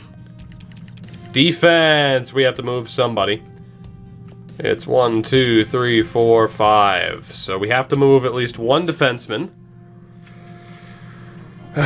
Visions, I'll keep that in mind about handing you a $17 million deal. So our third pairing this year is Bryson Dobson. But it's between Dahlin, Montour, Risto, Fox, and Pietrangelo. I honestly think I'm going to move Fox just because I'm using him in Carolina as well. So I think we're going to deal Adam Fox.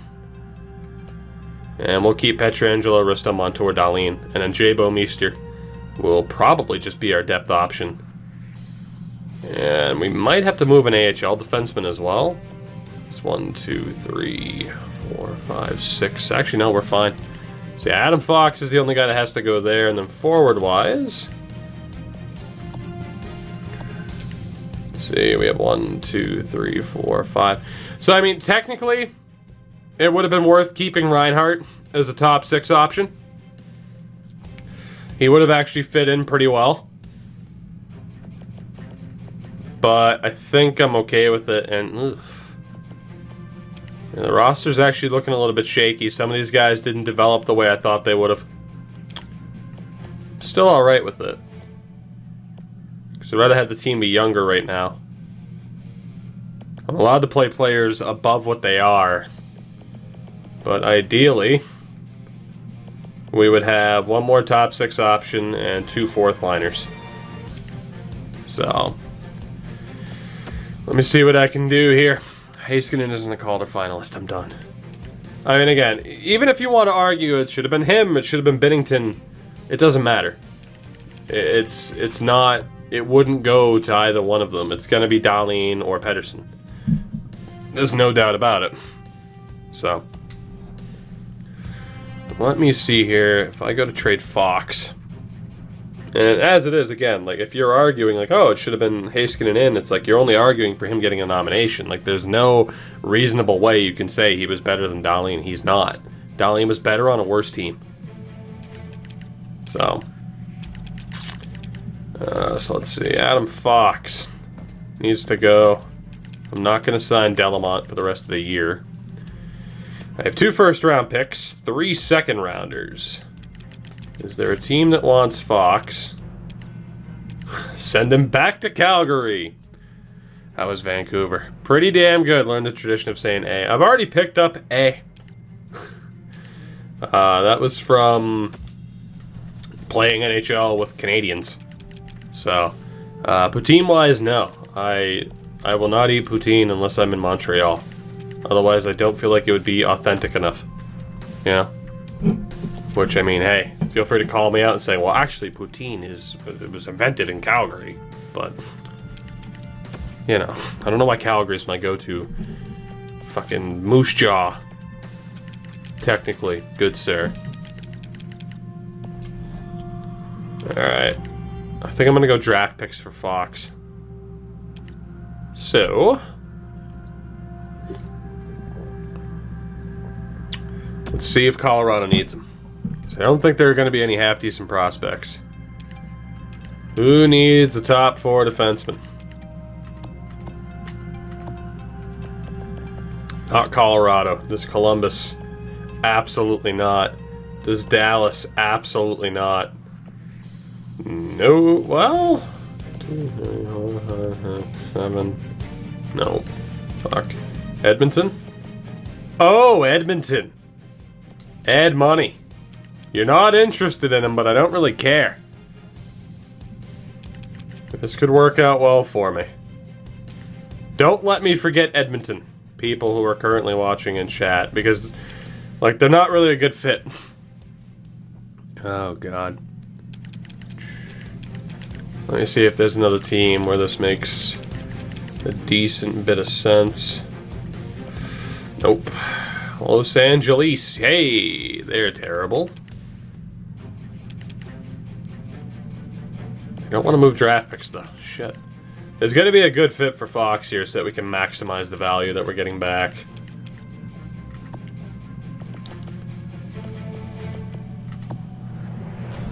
Depth options kind of hurt, but Minnesota's also a fit. They have $26 million in cap available. But they don't want to trade any picks. Son of a bitch. I don't know if I'm going to be able to find a good fit for Adam Fox here. Montreal? Jesus Christ. Juleson, Helmerson, Petrie, Mete. I don't think the Habs need help. New Jersey. Jeez, why? Why do you have so many defensemen? That's so unnecessary. Like, that's so much wasted money. I guarantee that team has forward trouble. Or goaltending issues. Now, see, like San Jose, where they're just like, oh my god, please trade for all of our defense. St. Louis doesn't work. Tampa doesn't work. Toronto. Toronto works. If there's a deal to be made.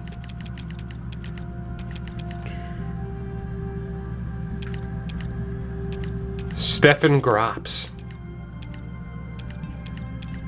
You know, Toby Bjornfot would be pretty nice. I also don't think he's that good. At least value-wise, there's no way he's actually that good. So, let's safety net this really quickly. Just see how close we are. 1 for 1? There's no way he's actually that valuable. There's no way. Unless, like, the game just registers it as, like, oh yeah, that's actually his value. I'll see if I can get a first-round pick. I'm gonna have to take back somebody, which kind of sucks, but... Rasanen... There's an expiring deal. Would that go through? Shit. Ah, the Leafs are killing me. Come on, man.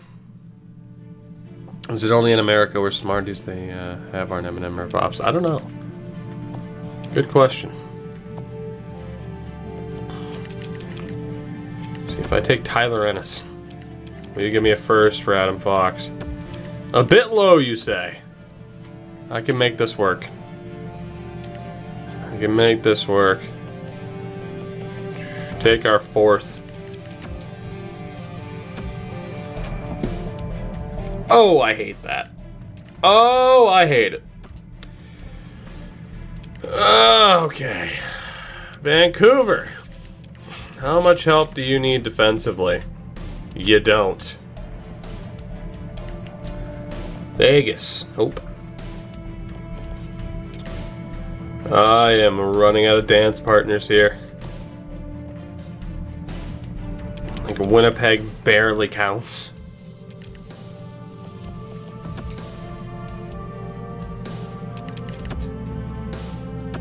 Damn it.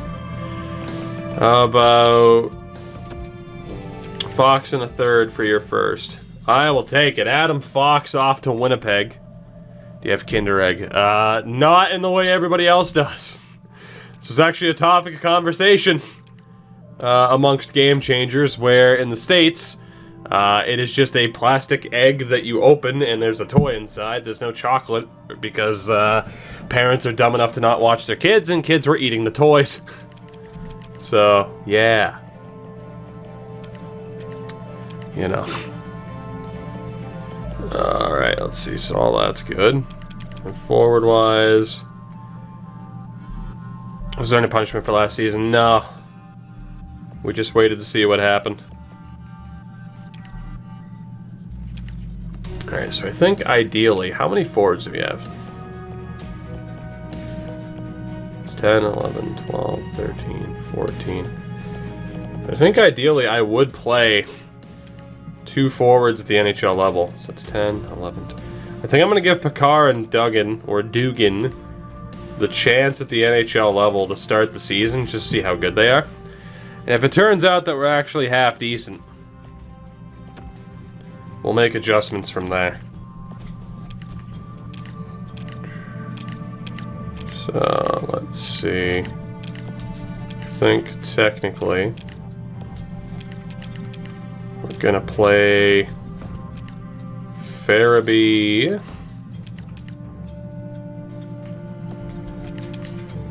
I think I'm gonna play Lockwood in the top 6 just to see how good he does. Or, you know, maybe we'll play Okposo there. Jennings is already a second line guy. And then third line, Lockwood, Middlestat, Farabee, probably with Middlestat at center. I think that's going to be the team this year. It hurts a bit to have lost Reinhart, but in the long term, it's actually going to work out relatively well. And of course, this is the year Luukkonen takes over. Big part of this season is going to be the wait and see with how well certain guys develop. So, and then Casey Fitzgerald can probably stay in the lineup. Gonna take out, was this Dalton Smith, I think. See what we have with Hornqvist. And then Tyler Randall, who I love, will have to sit. Let's go for probably Kondelik. Alright, that looks fine. I don't know if we're gonna have a goal for this season either, just because it hasn't gelled quite well with the fact that, you know, we're doing these on Twitch rather than in a YouTube setting. I'm actually gonna bump Okposo up to the top line, as dumb as that is. So, you know, the debate over keeping Reinhart versus taking the picks, but obviously, you know, the plan here is to have certain guys actually develop. So, I still think we're looking okay. I want to double check to see how good this team is going to be this year without us making any trades. So I actually think I'm going to sim a little bit further. Goal, don't be shit. Pretty much. Pretty much. Alright, our scouting set up perfectly. I actually am going to sim a little bit into the season because, again, I don't think we'll do anything for, like, goals of the year. I just want to see how we actually do, how we look. 'Tis the goal. So let's sim like a month into the year. I guarantee we have about 7 injuries before we even get close. But, you know.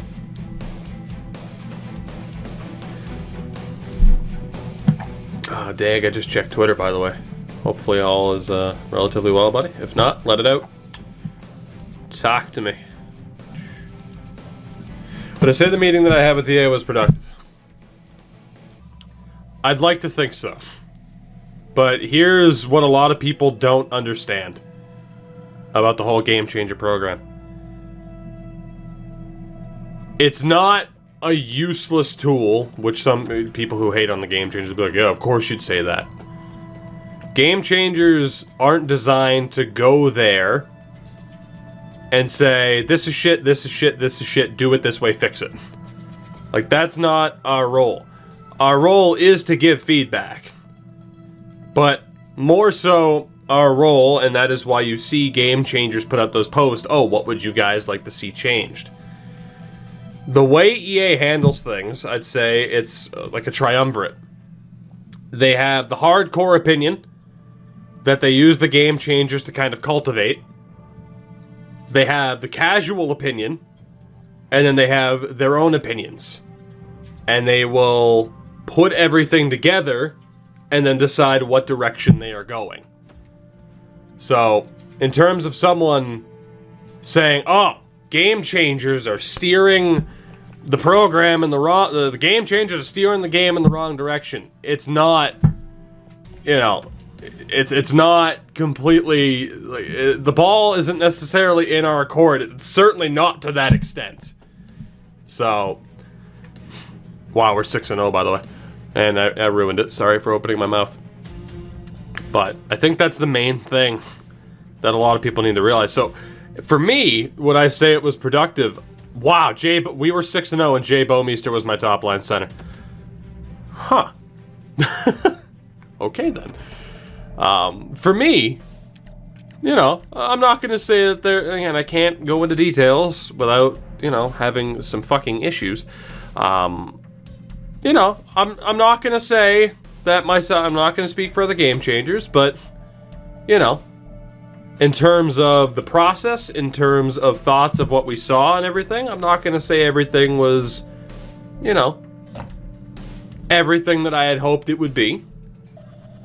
But, again, I at least understand the role of, you know, my position. For me, in particular, of course, being there as a voice for the franchise side of things and the kind of roster editing side of things.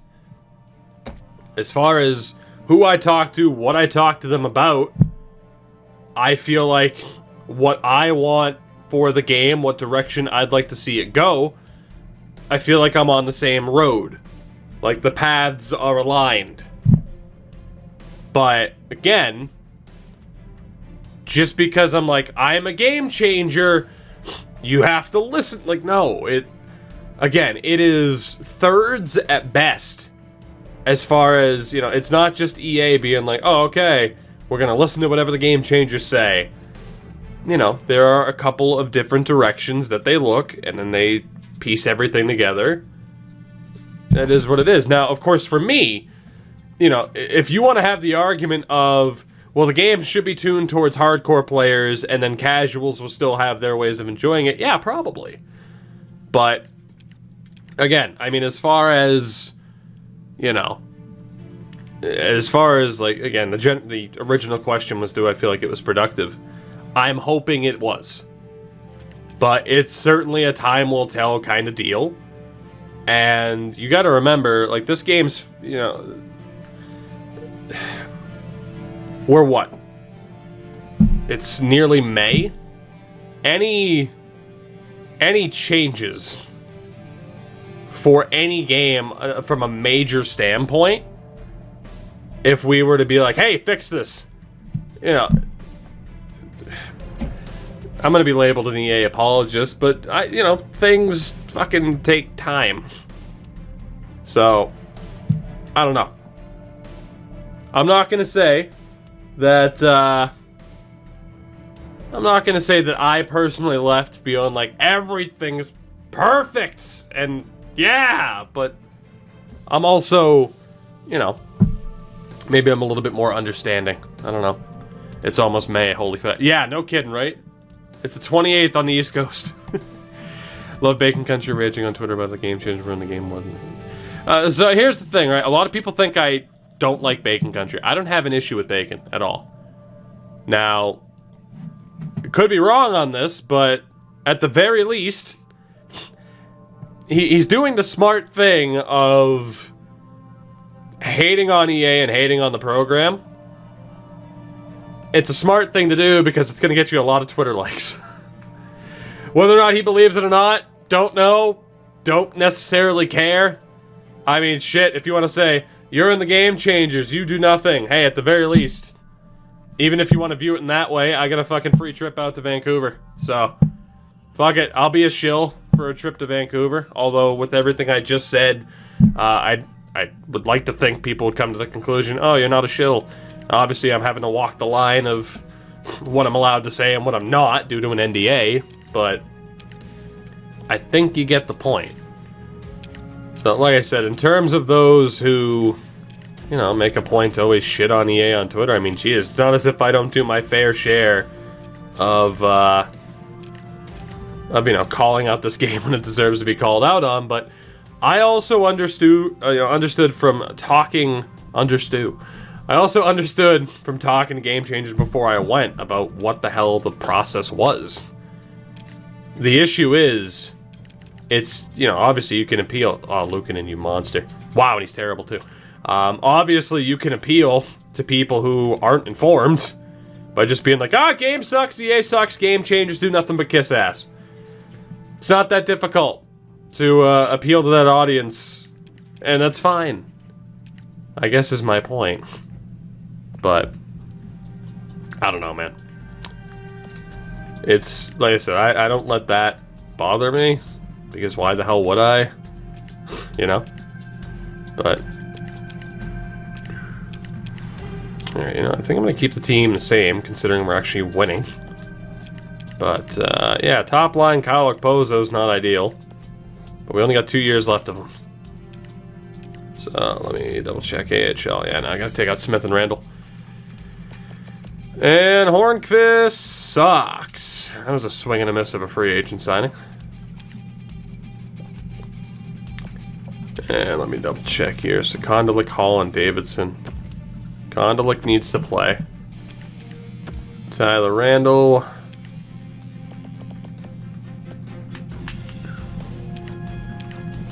Let's get Curtis Hall in there. Go Bruins, a good night. Oh boy, Brent, I'd respond, but Lord knows you wouldn't like my my hockey takes anyway. My knowledge, you know, my quote-unquote knowledge might not be what you want to hear, or whatever the hell that tweet was, which I got a major kick out of. So, all right, you know, I'm actually gonna keep going with this. I'm still gonna be ending the stream relatively soon, but. Said it probably wasn't going to go until the normal time, yet here we are. But then again, it's that goddamn double overtime game that really screwed it. I happen to think you have top 10 knowledges of hockey. Well, you know, that was funny. I got a laugh out of it. I don't know. I tried not to go too crazy on Twitter tonight. It always kind of happens. But I have fun with it. Like, I don't take it overly seriously, and I'm glad someone like Nasher can, you know, whether it was him or Arcade Regiment on Twitter during like the Leaf series.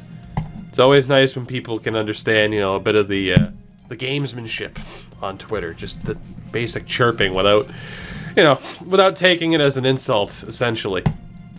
But it was nice tonight to be told I should be beheaded for thinking that something wasn't a penalty. That was, you know, opinions like that make the world go around. It was pretty great. Oh, man. But, you know, the joys of Twitter. Oh, I don't have a depth forward, do I? That's what I meant to do, and then we started talking about, again, the question was whether or not I felt like this past week was productive, and it just kind of spun into me trying to explain my thoughts on everything while walking the fine line of not saying something I'm not allowed to say. But I think I'm going to call it Matt Strome. Oh, it's been a minute. Did you get Vladdy? Ellie, I have not. I just got back yesterday. I have not played MLB since I got back. But I have seen that... I have seen the people have been packing that future star Vlad Jr. left and right, so I am intrigued, at the very least. How is this team winning? Because I'm a fucking great GM. That's how. Told you I knew what I was doing and that this team was going to be great, and you doubted me. Imagine that. Lukanen with his .918 save percentage. I have to sneeze. Don't worry, it's fine. Everything's fine. Ian Scott's an 80. Oh, God, Tugi and Nash hate each other confirmed. I think at least until the end of that series. I felt bad because Nasher had mentioned it on Twitter. He was like, man, my phone kept blowing up. And I'm like, I'm sorry. But, you know, I can't help but engage when I know... I'm too stubborn. I always feel bad when I accidentally, like, blow up someone's notifications and whatever. But, you know, when there's a call that some people consider controversial, and it's like, it's not really that controversial, and then I keep getting responses to it for the next 2 hours, it's kind of tough to just be like, phone down. At least for me. Oh, sorry I'm late. The wonders of having to sleep as early as I did. Dunno, it's all good. Glad you're here, though. How you been? boy, if this team keeps doing well. Also, I came here, as you said, someone told you they should be beheaded. Pretty much. You did pick a great time. You picked the best time. Everyone gets so triggered by Bruins fans, though. Oh. Oh. Yes. How good is he? How good are you? Ooh. 1 year left. Spin the wheel. Let's go, Trent Frederick. Welcome to Buffalo. I mean, again, like, I guess I understand the whole, I understand the hatred of the Bruins, right? I get it. I'm not oblivious to it. But, you know, we could talk about that one play in particular, but, like I said, different people see different things, right? Let's go back to roster moves here. Guess you'll have it met on. That's the thing, though, right? We were talking about that earlier. It's just, you know, everybody fucking hates everybody. It's just how it works. Like, just legit, that's the only way to say it. Like, you know. I mean, granted, there are plenty of Habs fans who watch what I do. But the second I mention I'm a Bruins fan, I know people have been like, oh, so you must hate Habs fans. It's like, not really. Oh, Risto, don't get hurt, damn it.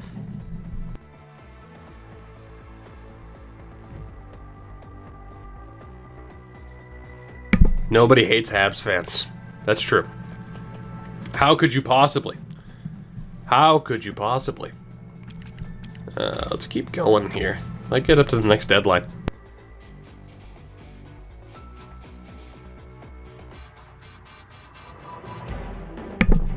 Let the good times roll on this season somehow. This is outrageous. Draft class. I forget who's in this draft class. Is this the Shane Wright year? It is, but Matt Savoy is ahead of him. Zachariah Black, the Frenchman. Quite a few computer-generated guys. Obviously, the Lambert, Kamel, Shane Wright, Charlie Letty are all real. Habs fan here. Hopefully I'm not hated. I think you've sent too much money my way for me to hate you, though, Bozak. I think, like, legally I'm required to say I love you. So, you got that going for you. Let's fix this all up again, shall we? Quick and easy. Dadonov being an 83 in just the second year of his contract is very concerning, but I'm allowed to trade him after the season, so I got that going for me. I can't believe we're 21, 7-2, which is outrageous. I want you to hate me. Void, it won't be that difficult. And then Dadonov gets hurt. Just think of a really good reason for me to hate you. Let's go. Best lines. Let's put Pozo up there.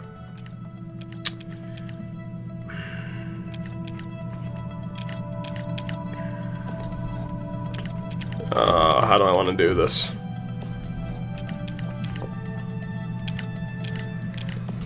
Alright, this is going to be a really weird lineup, but I'm going to do it. I'm going to put Tage Thompson on the top line with Okposo and Eichel, just until whoever is back from injury, which again is relatively insane, but I'd rather play younger guys in their actual role. I'm a Habs fan. Yeah, you're a terrible person. Never mind, it is easy to hate people just for being a fan. Ducks' dark times aren't going to be for long. Are they getting a change of ownership? That might be your only bet there, Smoot. You need yourself a change in ownership.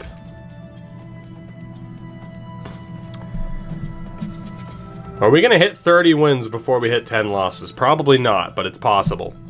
Which is outrageous.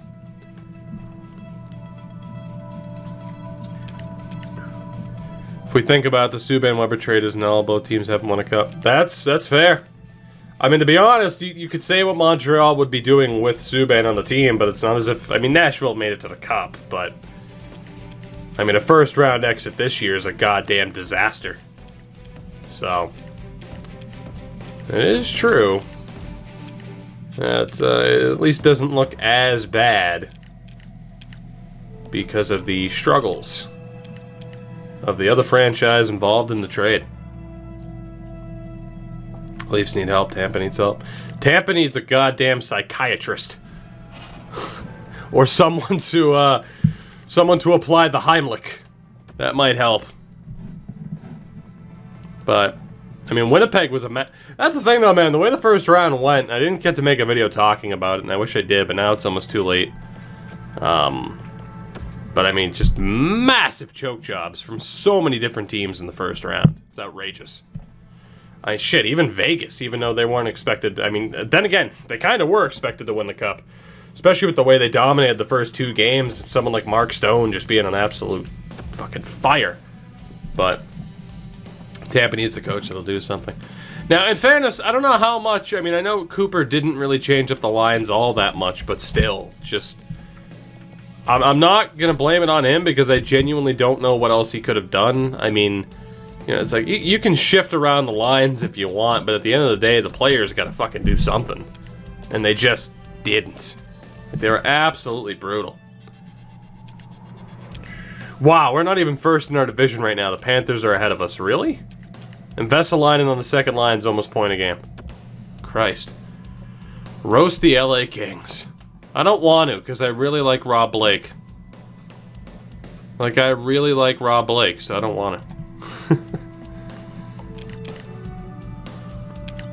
Opozo was so out of play. Here's the thing, with how well we're doing this year, I was kind of hoping we'd see some other players develop a little bit more. I was kind of hoping to count this year as a, you know, just kind of as a, forget about it. I don't know if we even go out to acquire anybody, right? With how strong the system is. But I'm almost thinking maybe we do go out and get somebody to make this team a little bit better. And Luukkonen and Binnington are fucking killing it.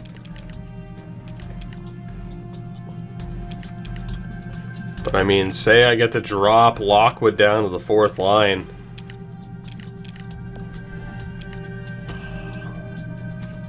I'd want Lockwood playing.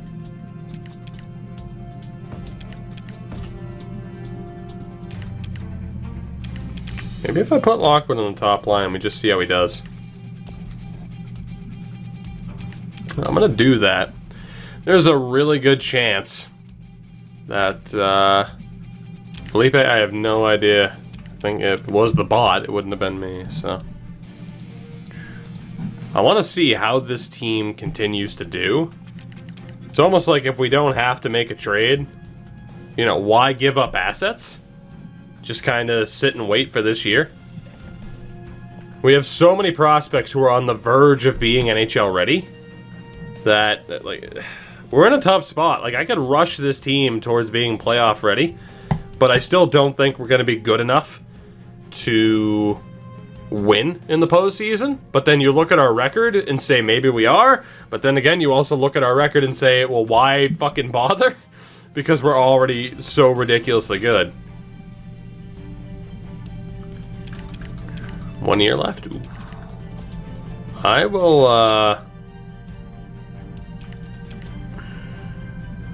will take Connor Garland. He can be a depth forward for us. I'll call him up the next time I go to roster moves.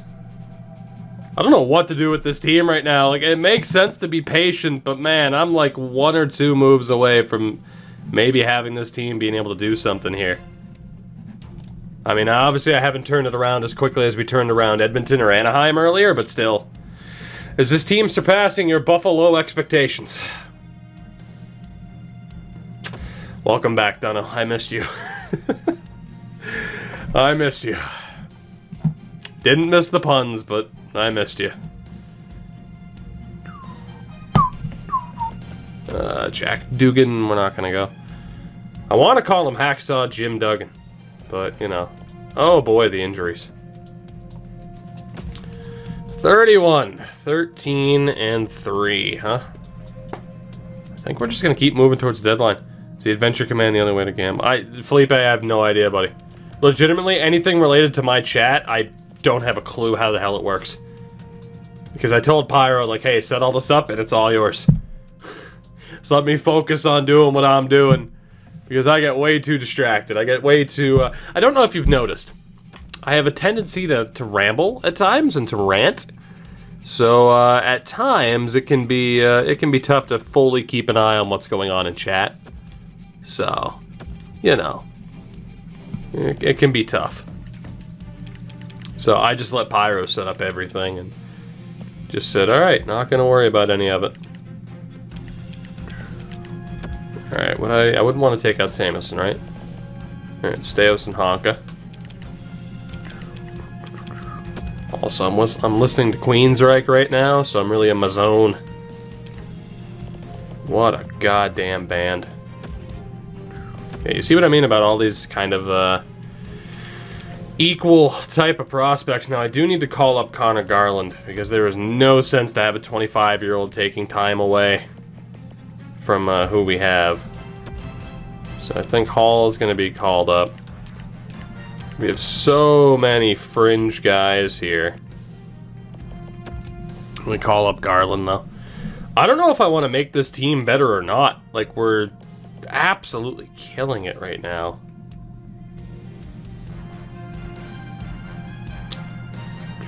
Alright, so Picard can be sent down without being affected by waivers. Strome has 4 points. Alright, I'm going to send down Strome and Picard. We're going to call up Connor Garland. Don't know if I'm going to play him, though. It is 10, 11, 12. Alright, so I do need to call up somebody else. Duggan would have to be sent down. Who am I going to call up here?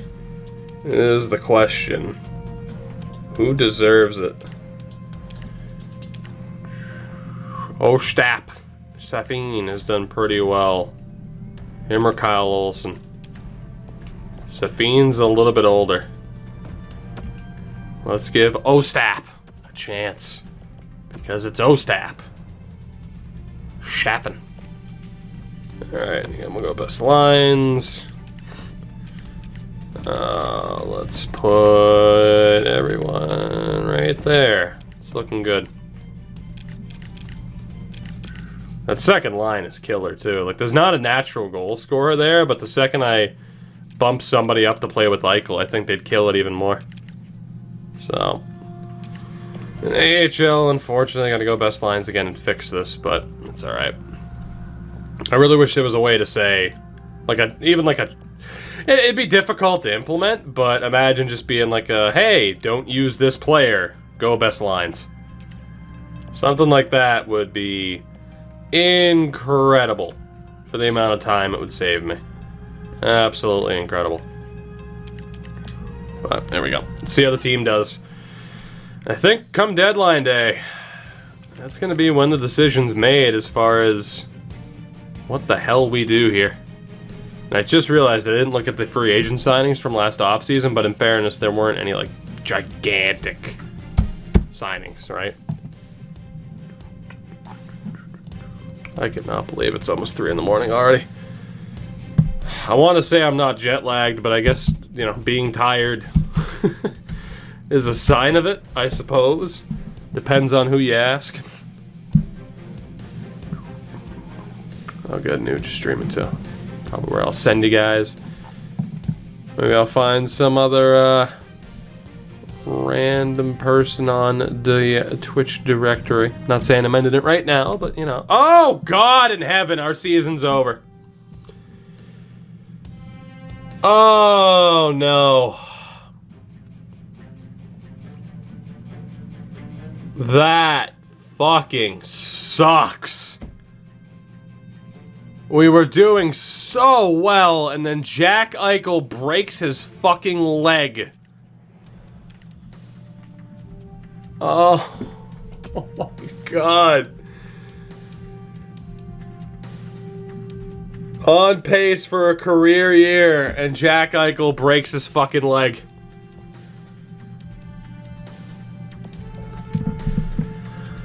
Oh, God. That is... Wow. Bouwmeester back to #1 center. You got it. Fuck, man. That is incredibly rough. And absolutely changes the outlook of what the rest of the season's gonna be. I'm actually probably gonna put Tage Thompson as our #1 center until I figure out what the hell I want to do. Aiden, what's up? You joined at a horrific time. Wow, I can't believe that just happened. That is absolutely brutal. Wow. Kicked his leg right out of his leg. Louis Belpedio. Listed as a depth defenseman, but I don't need him. Oh, God. Alright, well, we ended up winning, but, I mean, we're 38-15-4, and we just lost Jack Eichel until May. The only way we see him is if we make the goddamn cup final. We're 1 point back of Florida. I have no idea what to do with this team now, though. Like, are we still going to be good enough somehow without Eichel? It's like, do I make certain acquisitions? Or do we just, do we just say, okay, this season's over, continue to let our younger guys develop, and then take it from there? At least it was before the deadline. Yeah, no, about time we made moves, only to have Eichel break a leg. That would have been devastating. So, that is the bright side, is that this happened before anything happened, before any moves were made. I mean, the good thing is we have draft picks, and Anaheim's draft pick, and Winnipeg's for that matter, are both looking really good. And we know that we're going to have to move one of those picks. Goaltending-wise, of course, Luukkonen's a beast. Talon Boyko is a 69 at 19 years old, which... Nice. There we go. It's better. Killing it as well in junior. So, but the goalie situation's looking okay. Ian Scott will be ready to be the backup next year. He'll take over for Binnington. And then defensemen, we know that we're fine. Noah Delamont's going to be ready next year. Lumala's going to be ready next year, too. So, I mean, defensively, we're fine. It's just, forward-wise, I'm trying to rely on the development of a lot of fringe players. A lot of guys in this value range who can still be decent bottom six options, but it's hit or miss. Wow, losing Jack Eichel sucks. And then Winkler, of course, will be ready to go by the time we finally sign him, which will be very nice. But I guess at the very least, I want to take a look around the league.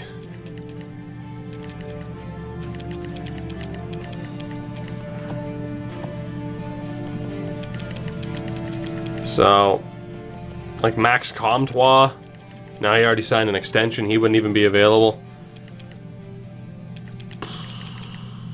Nobody there. Boston, nobody there. Calgary, nope, just Hamonic and TJ Brody. Carolina, Zach Hyman, Radek Faksa. I mean, really the only guy there is like a Brock McGinn. Like, that's what we'd be looking at from Carolina, is Brock McGinn.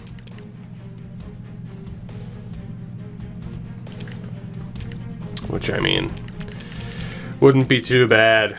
The issue there would be like trading Brock McGinn for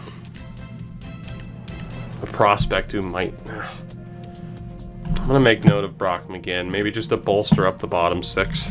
But obviously in terms of like a major game changer, it's not looking good. Chicago has Saad, but he has 5 years left. Suomela is there. But I think technically we have too many third line options. I think.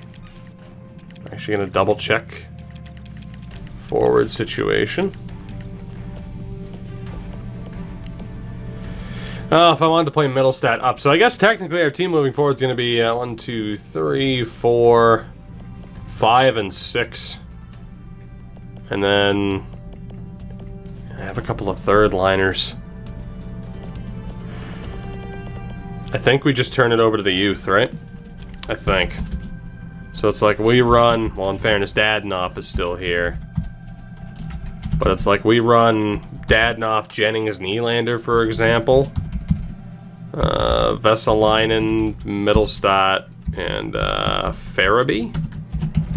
And then third line would be like Okposo and whoever the hell else I can find. And then fourth line would have Tage on it.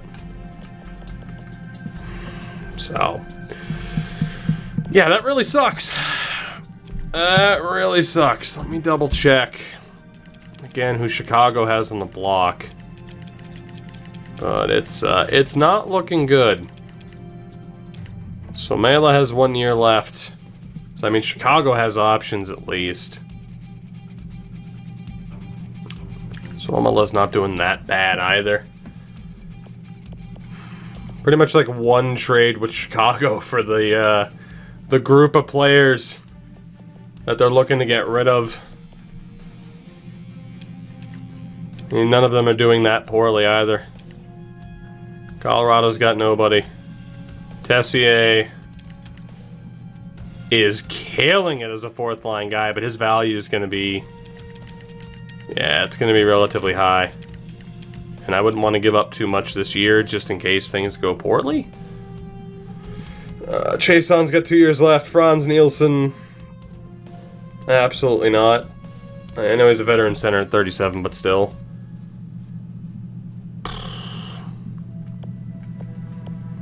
Kyra and Clifford, and obviously Lucic there. Florida Becerra on the well doesn't really help. Reeder, Kovalchuk, Carter, and Tyler Toffoli. My God, the amount of cap I'd be taking on if I got those players. It's just what the hell I want to give up, you know? I don't know if I want to go out and get... I don't want to go out and get an Eichel replacement because it's only going to last a year. And then the prospects that we have are going to progress and take over for them. That's my issue right now. Is that whoever the hell we get is eventually going to either have to be moved out themselves or is going to replace somebody else, and then that person is going to have to be moved. Like right now, there aren't any cheap elite options. Like, there are players that can fill a role, but it's like, I'm not going to get TJ Oshie. It's like, Mark Scheifele is the only, like, truly half-decent option there. In terms of someone who could possibly replace Eichel. For some reason, his value is down. I feel like that has to be a morale thing. If I wanted to get someone to play top-line minutes, it could be Mark Scheifele. And he's definitely down due to morale.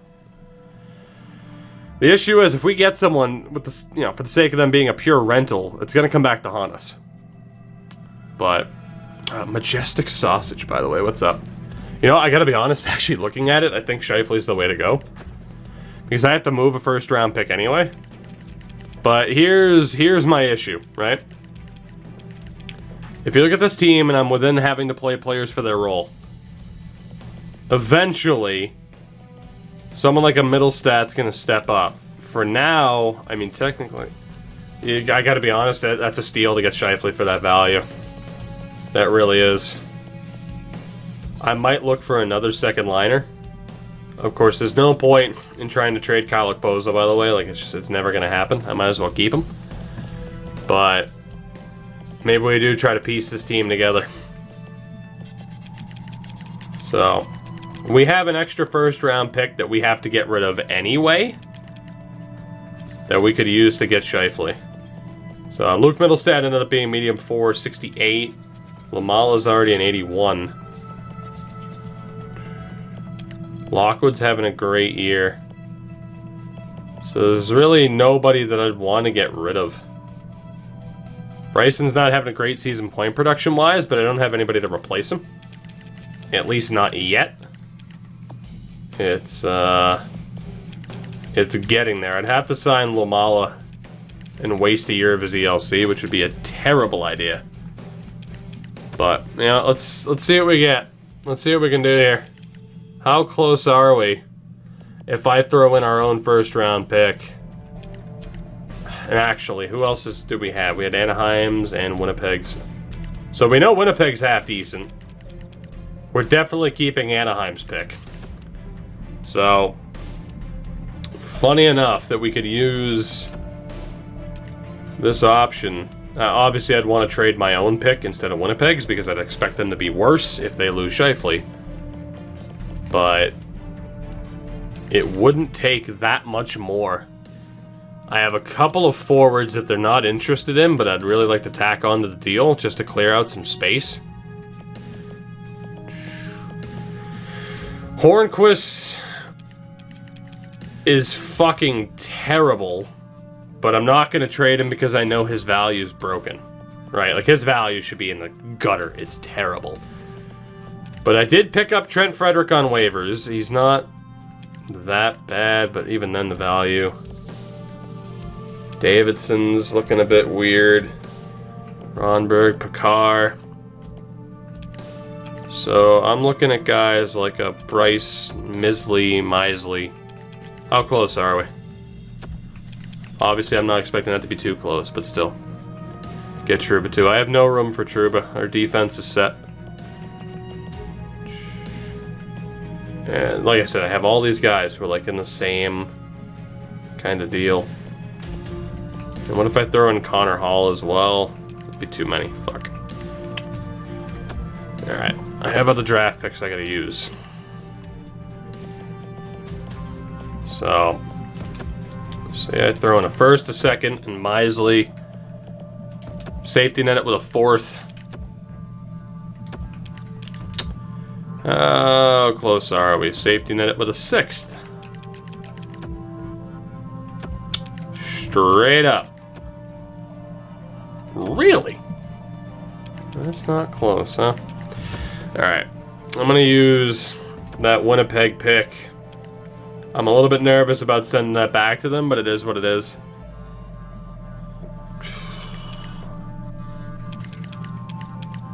I also have that 55 overall medium elite. That is true. I mean, in my opinion, it's... Or he's a 52. It's kind of cheap to get rid of him, but in a way, not really. At the very least, I could justify it by saying he's having a decent season in the queue. I think you could justify trading Vauclair and using his actual value as opposed to trading like a Hornquist for anything, because you know he's just hot garbage. That said, I would love to get rid of Hornquist in this deal for like a 7th. And I honestly think, yeah, using Vauclair might not be the worst idea in the world. And then give up, maybe not even give up that first. I honestly wonder how, I mean, the value's in my favor. As fucking weird as that is. I think I'm going to intentionally miss out on value here. Like, I'm going to say a 7th round pick for this prospect to balance out. I did get both middle stats. Vauclair for Scheifele. Now, technically, Scheifele's value is lower. Vauclair wouldn't be enough. I'm still going to throw in a pick here. I'm still going to... Now, again, I could get this deal to go through without using our first, but I still want to use our first. Because in real life, they'd still get something back like this for Scheifele. A top pick and a, you know, decent prospect. So technically, I'm overloading this more than I have to, but I'm trying to avoid technically ripping them off. And there we go. So our first round pick to Winnipeg, alongside Vauclair, who might develop. And we just picked up Mark Scheifele. Not what I expected. But now we see if we can rehab Scheifele and his value. He's got 3 years left at 6.125. I mean, that was too good to pass up. And I honestly don't think I'm done. I think I do want to try and set the stage with this team to be competitors this year. So right now, this team is going to be shaping up to be 1, 2, 3, 4, 5. Technically, one more top 6 option would be really nice. One more second line guy would be really nice. My issue here is I'm worried about messing up this team because for some reason we're just killing it. Like, I don't want to mess with too much of a good thing. I did notice that Eichel was franchised. I know, it's pretty sweet. Like, that's the issue, right? Is like, right now, yeah, we're looking good, but it's like, man, I don't want to mess with it. Comtois is also on an extension. He would be a more dangerous signing. Because then we definitely have one half-decent player too many heading into next year. Was there another guy aside from Saad who was listed as a second liner on an expiring deal? Again, I don't have to trade with whoever they have on the block, but we do get more value back. Varg, take it easy. I'm kind of surprised the dog hasn't bugged me to go for a walk. I kind of don't want to take one. I'm very tired, but we shall see. Am I on deadline day or just before? I think I'm... Hello? 4 years left for Evander Kane. Shit. So close. So close. And then Oshie also has 4 years left. Okay. Let me see. I'm pretty sure we're a couple of days out from the deadline, right?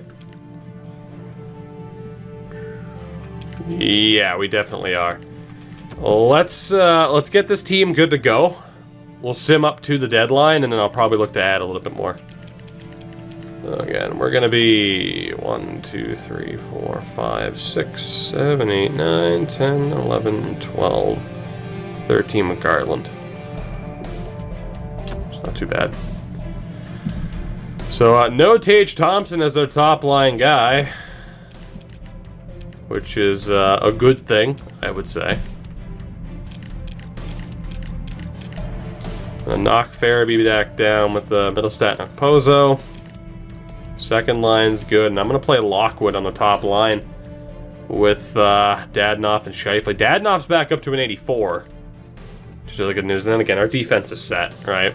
If I'm only allowed to play top 4 guys within their role, I'm fine. We're set. So, and Luukkonen's still killing it with that 920. So, let's see. Jack Eichel goes down to injury, and magically Mark Scheifele's on the trade block for us to acquire. Whether or not that messes with the mojo of this team, I have no idea. It kind of scares me to think that whatever magic was with this team, acquiring someone like Mark Scheifele might throw it out of balance. I don't know. It's always weird in this game where you're like, oh, I acquired a player like Mark Scheifele, and I'm scared my team's going to be worse after getting Mark Scheifele. It doesn't make sense. But we're looking for win number 40. We have 4 games left before the deadline on March 1st. And again, hopefully, there's some other... My God, we're winning games. Hopefully there's some other players we could look to acquire, because I think we're fucking going for it. Scheifele. Mark, I love you, buddy. Welcome aboard. Welcome aboard. Lead the way. You are Jack Eichel for the rest of this year. To be honest, it's a chance I'm going to get to keep him. Maybe move Dadonov down to the second line next year. It all depends on how certain players develop. But Okposo goes down to a concussion. He'll be out until the day after the deadline, which isn't that bad. Colton Ellis is back as a backup. We'll fix that later. We have won 4 out of our last 5 games, though, since acquiring Scheifele. And our final game before the deadline is against the Anaheim Ducks. And we win that 3-2. So 43, 16, and 4 at the deadline, which is 1,000 times better than I thought we would have been. And by this point, Eichel is still our leading scorer. And we are 4 points clear of Tampa, but they have 2 games at hand. So let's take a look. I guess first and foremost, Scheifele has yet to rebound, but hopefully he gets there. Says the morale's good. There's no way he's a legitimate 85. That would be insanity. But let's double check the trade block. I know I didn't have to hit over here, but it's just a matter of habit. Getzlaf, Raquel, and Silverberg are now up there for the Ducks. The Ducks are officially selling, which means that Ricard Raquel who just signed a 5-year extension, would have been an ideal target, but not with that extension. Jesus. You're wanting to trade him and he just signed a 5-year extension. Good luck. Is there another legitimate second line guy? If I'm going to acquire somebody to play second line time, I'd prefer them to actually be a second line guy to try and stay in line with the rules we assigned ourselves for the sake of this not being a massive pain in the ass. Or for this being a massive pain in the ass, because otherwise the mode's way too easy. San Jose, still just a Vander Kane. Alright, not looking like we're going to have any other true top 6 guys. At least those who are on expiring deals. But we can make this work. And Chicago's still kind of the perfect team to make something happen. So if we look at our forwards right now, I mean, they have a lot of expiring deals. But if we look at our forwards right now, technically it's 1, 2, 3, 4, 5. And then probably Middlestat. Middlestat is the 6th guy. Third line will be Okposo, Farabee. Let's see. Third line will be Okposo, Farabee, and probably Suomela. Yeah. And he's a center as well. So, we'll bring in Suomela. And then fourth line will be Tage Thompson with... Let's see. Yeah, so just need Tage. And we have Lockwood as our depth. So we need 2 other options here on the fourth line. I think I'll just get a one-and-done deal here with Chicago. I think David Kampf will be one of them. Who's currently injured. So let's see. Sakura has 20 points. 13 for Hayden. Kampf is currently hurt. God, Chicago sucks. I don't know how long Kampf's hurt for, so let's go for Hayden and Sakura. And see what we can get here just to make this team a little bit more well-rounded. Again, I'm going to go back to the forwards and try to move out some of these other guys. So someone like Garland can stay. Actually, no, so it's like Garland, Frederick were waiver options. I'll throw in Murray, who might still be able to carve out a bottom 6 role. And then we'll go draft picks for them. So we'll give them a couple of guys. Garland's not really going to make it. The other 2 might. Technically, I have to move a 2nd round pick. So this would be the time to do it. And I'll safety net it with a 5th. See if that goes through. Take that out. How close are we? Not interested, eh? Luke Middlestat was indeed 2021. I also throw in a 3rd. Alright, there we go. So we make a quick deal with Chicago, mainly giving up a 2nd and 3rd round pick to bring in that little bit of forward depth. Again, Jay Bouwmeester is still our healthy scratch on defense, and then forward-wise now, it's going to be 1, 2, 3, 4, 5, and 6 with Middlestat. Third line is going to be Suomela, Okposo, Farabee. Fourth line of Thompson, Sakura, Hayden. And we'll send down Safin. Unfortunately, Dugan is going to have to sit there. But based off the injuries we've had, that's okay.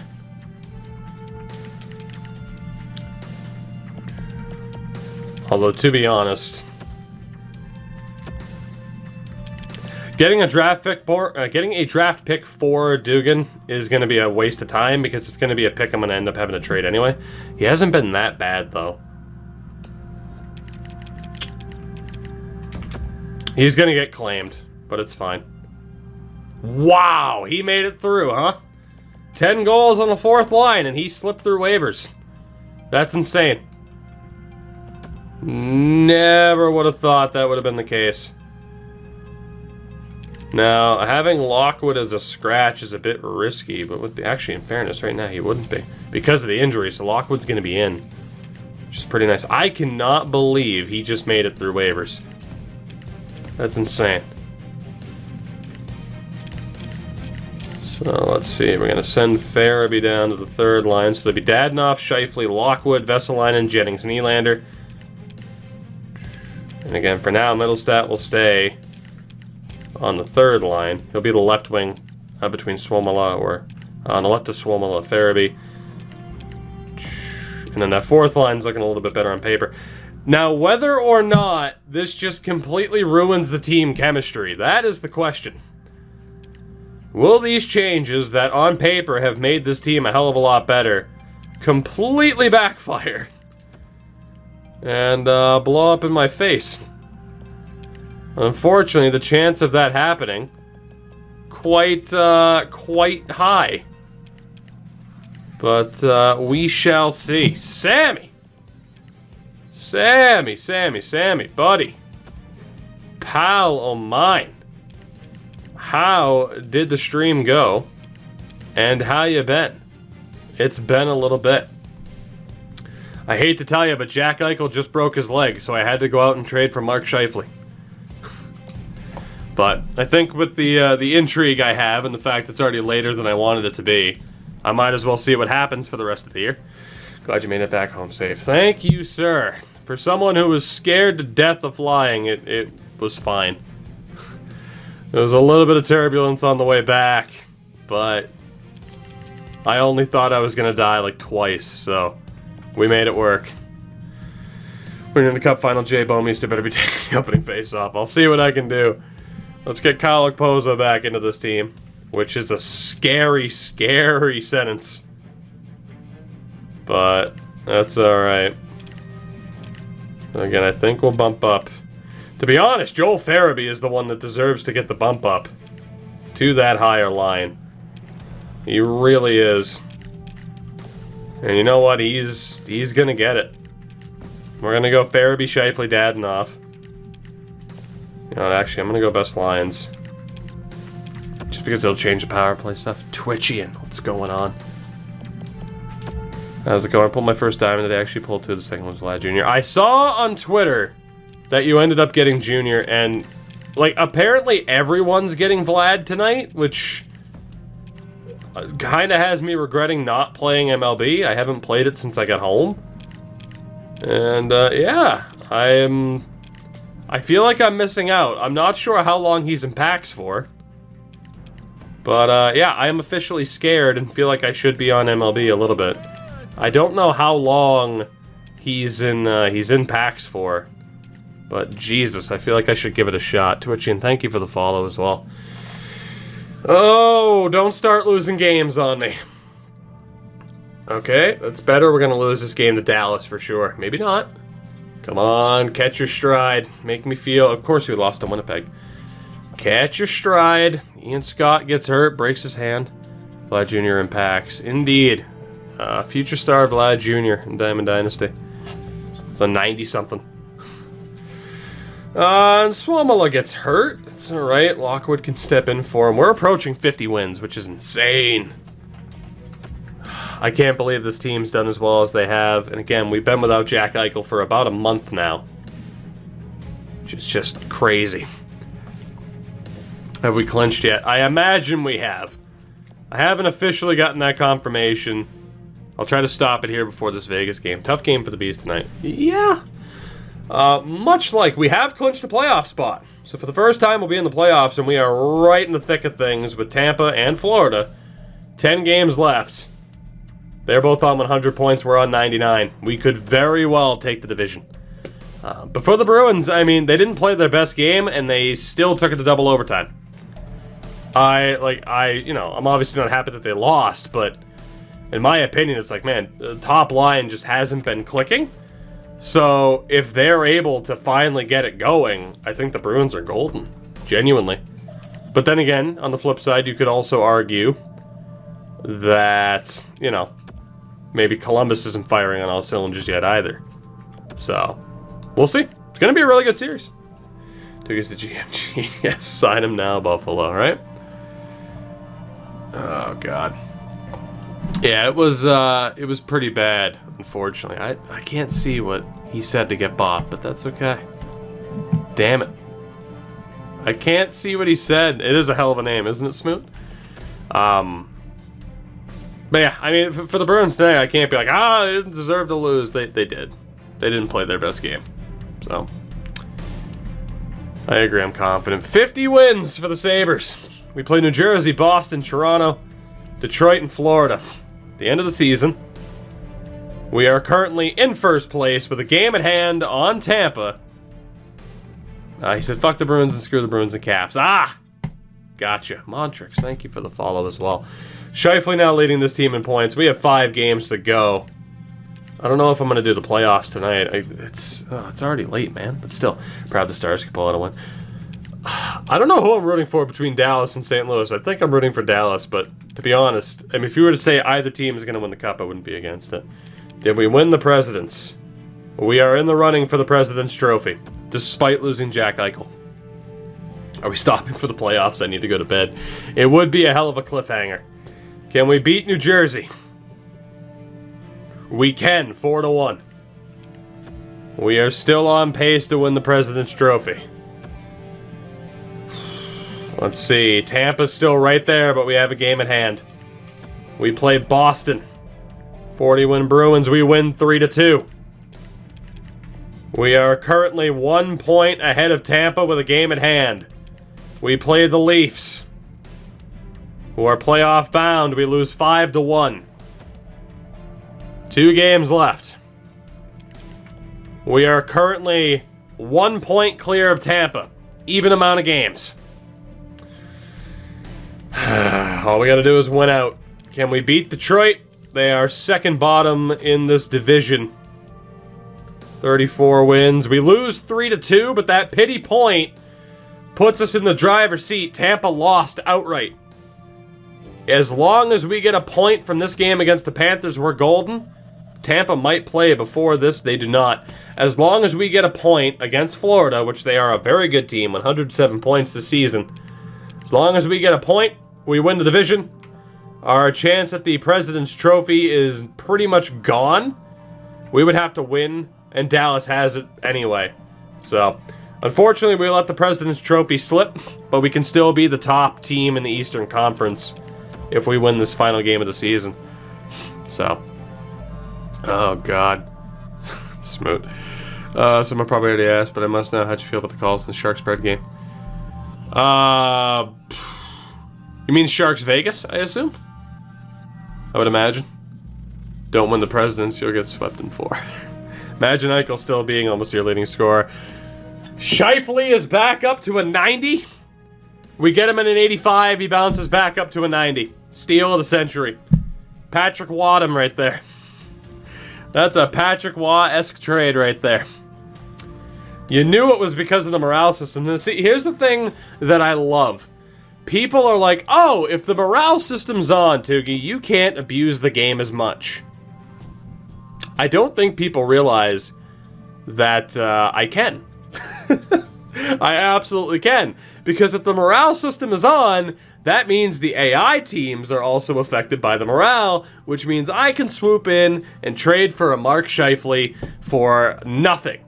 And again, I felt bad and gave them more in that trade than I would have had to. So, morale system being on, injuries being on, doesn't bother me one bit. I can build a great team no matter what. No matter what. We even put a ton of rules and limitations in this to try and make it more difficult, and I still steal Mark Scheifele like it's nothing. This will indeed be going up on YouTube tomorrow, deeds. But yeah, Sammy, I mean, on one hand, as far as the Sharks Vegas thing, it was a bad call, but Vegas also gave up 4 power play goals. So it's like, it's still kind of on you, and they lost, 3 straight games. So, let's see if we can beat the Panthers. Punch our ticket into the playoffs as the #1 seed in the Eastern Conference. You have to make a concise effort to not abuse trade logic. So Twitchy in here, I will show you. Let me pause this sim really quickly. So this is the rule set that I'm using right now. I'm also using it for a series with the Carolina Hurricanes on YouTube. So I have general rules, I have rules for the draft, trade rules, free agency. I'm factoring in no movements and no trades. Yeah, I absolutely have to handcuff myself to make it more difficult. Hello, doggo. Deeds, take it easy. I think you're only going to miss this game. So, let's see what happens. First period, hey, Middlestat and Scheifele. Borgstrom gets one back. Backup goalie's in, though, with Binnington. Second period, goal apiece, Dadonov and Vetrano. Pulled Coles, and we just need a point. Yes, puppers, I know. Dylan Sikora, let's go. Deadline pickup. Not the one I planned on getting, but hey, it worked for the moment. He scored from center ice, too, by the way. Vesalainen makes it 5. We are going to be the #1 seed in the Eastern Conference. Barring a brutal collapse of 3 goals in 3 minutes. The Buffalo Sabres, #1 seed in the Eastern Conference. Our first playoff appearance, we beat the Panthers 7-3. We are playoff bound. And if we can make it all the way to the Cup final, Jack Eichel will return. As unlikely as that is.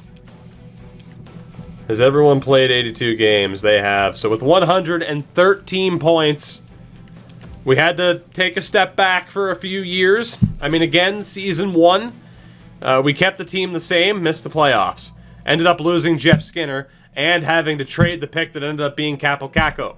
Season 2, we take a step back, missed the playoffs. Season 3, take another step back, missed the playoffs. Season 4, not sure what I was expecting, but I wasn't expecting this. And, yeah, we're playing Boston in round 1. But let's take a look here, actually, at the other division. So in the Metro, Philly, Pittsburgh, and Carolina make it. New York Rangers were, again, hot garbage. In the Atlantic, Ottawa and Detroit were pretty bad, but of course you've seen the teams that have made it. In the Central, Dallas, Colorado, Nashville, Winnipeg, and Chicago. Chicago ended up making the playoffs after we took away their bottom 6. Minnesota was trash. My God. And in the Pacific, Arizona, Edmonton, and Vancouver, the Vegas Golden Knights and Calgary Flames were trash. Minnesota, the only team under 60 points. Brutal. So we finished as the 2nd seed off a tiebreaker. Dallas has it. Dallas, crazy offense this year. The offense in general was up. A lot of teams getting over 3 goals per game. Goals against is where we thrived. 2nd fewest goals against per game. Power play at 25.3%, which was the 2nd best in the league. Our penalty kill at 83.9%, which was top 5. So we thrived in a special teams environment. And in terms of player stats for the year, I mean, Scheifele 66 points in a full season, Farabee 63 points in a full season, Jack Eichel. My God, if he played the full year, it was going to be a career year. Vesalainen was good. I mean, the second line was killer. Dadonov 58 points, Jennings as a rookie with 58 points, Nylander as well. So the top 6 absolutely carried this club. It's crazy. 1 seed doesn't mean much. That is true. Middlestat, disappointing year. Only 6 goals. Suomela finished with 32. Lockwood with 28. Okposo only 27 points, but again, there's nothing we can do to get rid of him. Thompson was okay for a 4th line guy. And then defensively, great season for Pietrangelo. Good season for Dahlin. Pretty good season for Montour and Risto. It's not too bad. And then goaltending-wise, it was Luukkonen's first year as a starter. Maybe a Vezina candidate. 925 save percentage. Binnington was a phenomenal backup. And it's going to be his only season here. Ian Scott will take over next year as the backup. But Eichel ended up being a 93 at this point. 25 years old. But again, broke his leg just a week and a half before trade deadline. Nice. Alex Ovechkin, ladies and gentlemen. Good Lord. Other familiar names up there, but Kokoniemi, Drouin, Lafreniere up there for the LA Kings. 69 goals for Alexander Ovechkin. In this sim, he has scored 63 goals, 70, 58, and 69. Alex freaking Ovechkin has 260 goals in 4 seasons. He is averaging 65 goals a year. pretty sure he's going to pass Gretzky. Pretty sure. McDavid was the only other guy to break 50. And then no real surprising names up here. Kucherov and Panarin are the two at the bottom. In terms of defensemen, Morgan Riley led the way. John Carlson, Hotsan Bacho, Mira Heiskanen was up there. Goal scorer was Carlson, though. Subban, Cale Makar, the only three to break 20 goals. Also had guys like Fabro and Quinn Hughes. You know, Ovi wouldn't be a horrible replacement for Eichel. No kidding. Goalie-wise, winningest goaltender was Luukkonen, only guy to break 40. In terms of a save percentage, it's a three-horse race right now. I have no idea who the game is gonna go. Who the game's gonna go with. I think it has to be Luukkonen, right? But Vasilevsky, Hart, and Luukkonen all played the same amount of games, same save percentage. Luukkonen has, I mean, Vasilevsky has a slightly lower GAA, but Luukkonen with the extra wins, I think that has to go to Luukkonen, right? I think we have a Calder winner in his, or I think we have a, well, he wouldn't be a Calder winner based off of games played last time, but I think we have a Vezina winner. And then rookie scoring, it's going to be Wahlstrom, but Farabee and Jennings had very, very respectable seasons. And then Barrett Hayton, Noel Gunler, Josh Norris, Hector Keeler. Paling was also up there. And rookie goalie-wise, yeah, so I think Joe Wall would be the top option. To Ben Bishop's glass bones, get him again, right? 77 appearances for Parsons, Jesus. You trying to run him into the goddamn ground, Calgary? That's outrageous. An unbelievable season for the Sabres. It sees a lot of prospects take a big step forward. We make the playoffs for the very first time. We finish first in the conference. And we're taking on Boston in round one. It still shows Jack Eichel. The big question is whether or not these deadline acquisitions have messed with the team composition a bit too much. But the additions of Sikora, John Hayden, and Antti Suomela, we'll see.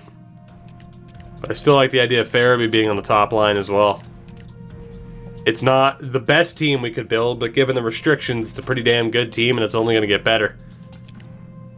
We're looking pretty damn decent. I think. I need to double check as to whether or not the AHL club is on their way to the playoffs as well. So, yeah, Twitchy and I just saw that question, actually. It's a good thing people were on board. But, yeah, check out the channel. If you stick around, let me know. And preemptive welcome aboard. Let's see. Just going to take out Tyler Randall so I don't forget. The dog is staring me down, man. I haven't been able to take her for a walk pretty much all week. That's what happens when I go to Canada. I'm sorry. Aw, man. I almost hate to end it on a cliffhanger. Cliffhanger being the playoffs. But if there is anything I love in this world, it is a cliffhanger. Colorado, Nashville, Dallas, and Chicago, Edmonton, Vancouver, Arizona, Winnipeg. In the East, it's Pittsburgh, Carolina, Philadelphia, Toronto, Tampa, Florida, and we play Boston. We have made the playoffs, and we have made the choice to hit you fine people with a cliffhanger.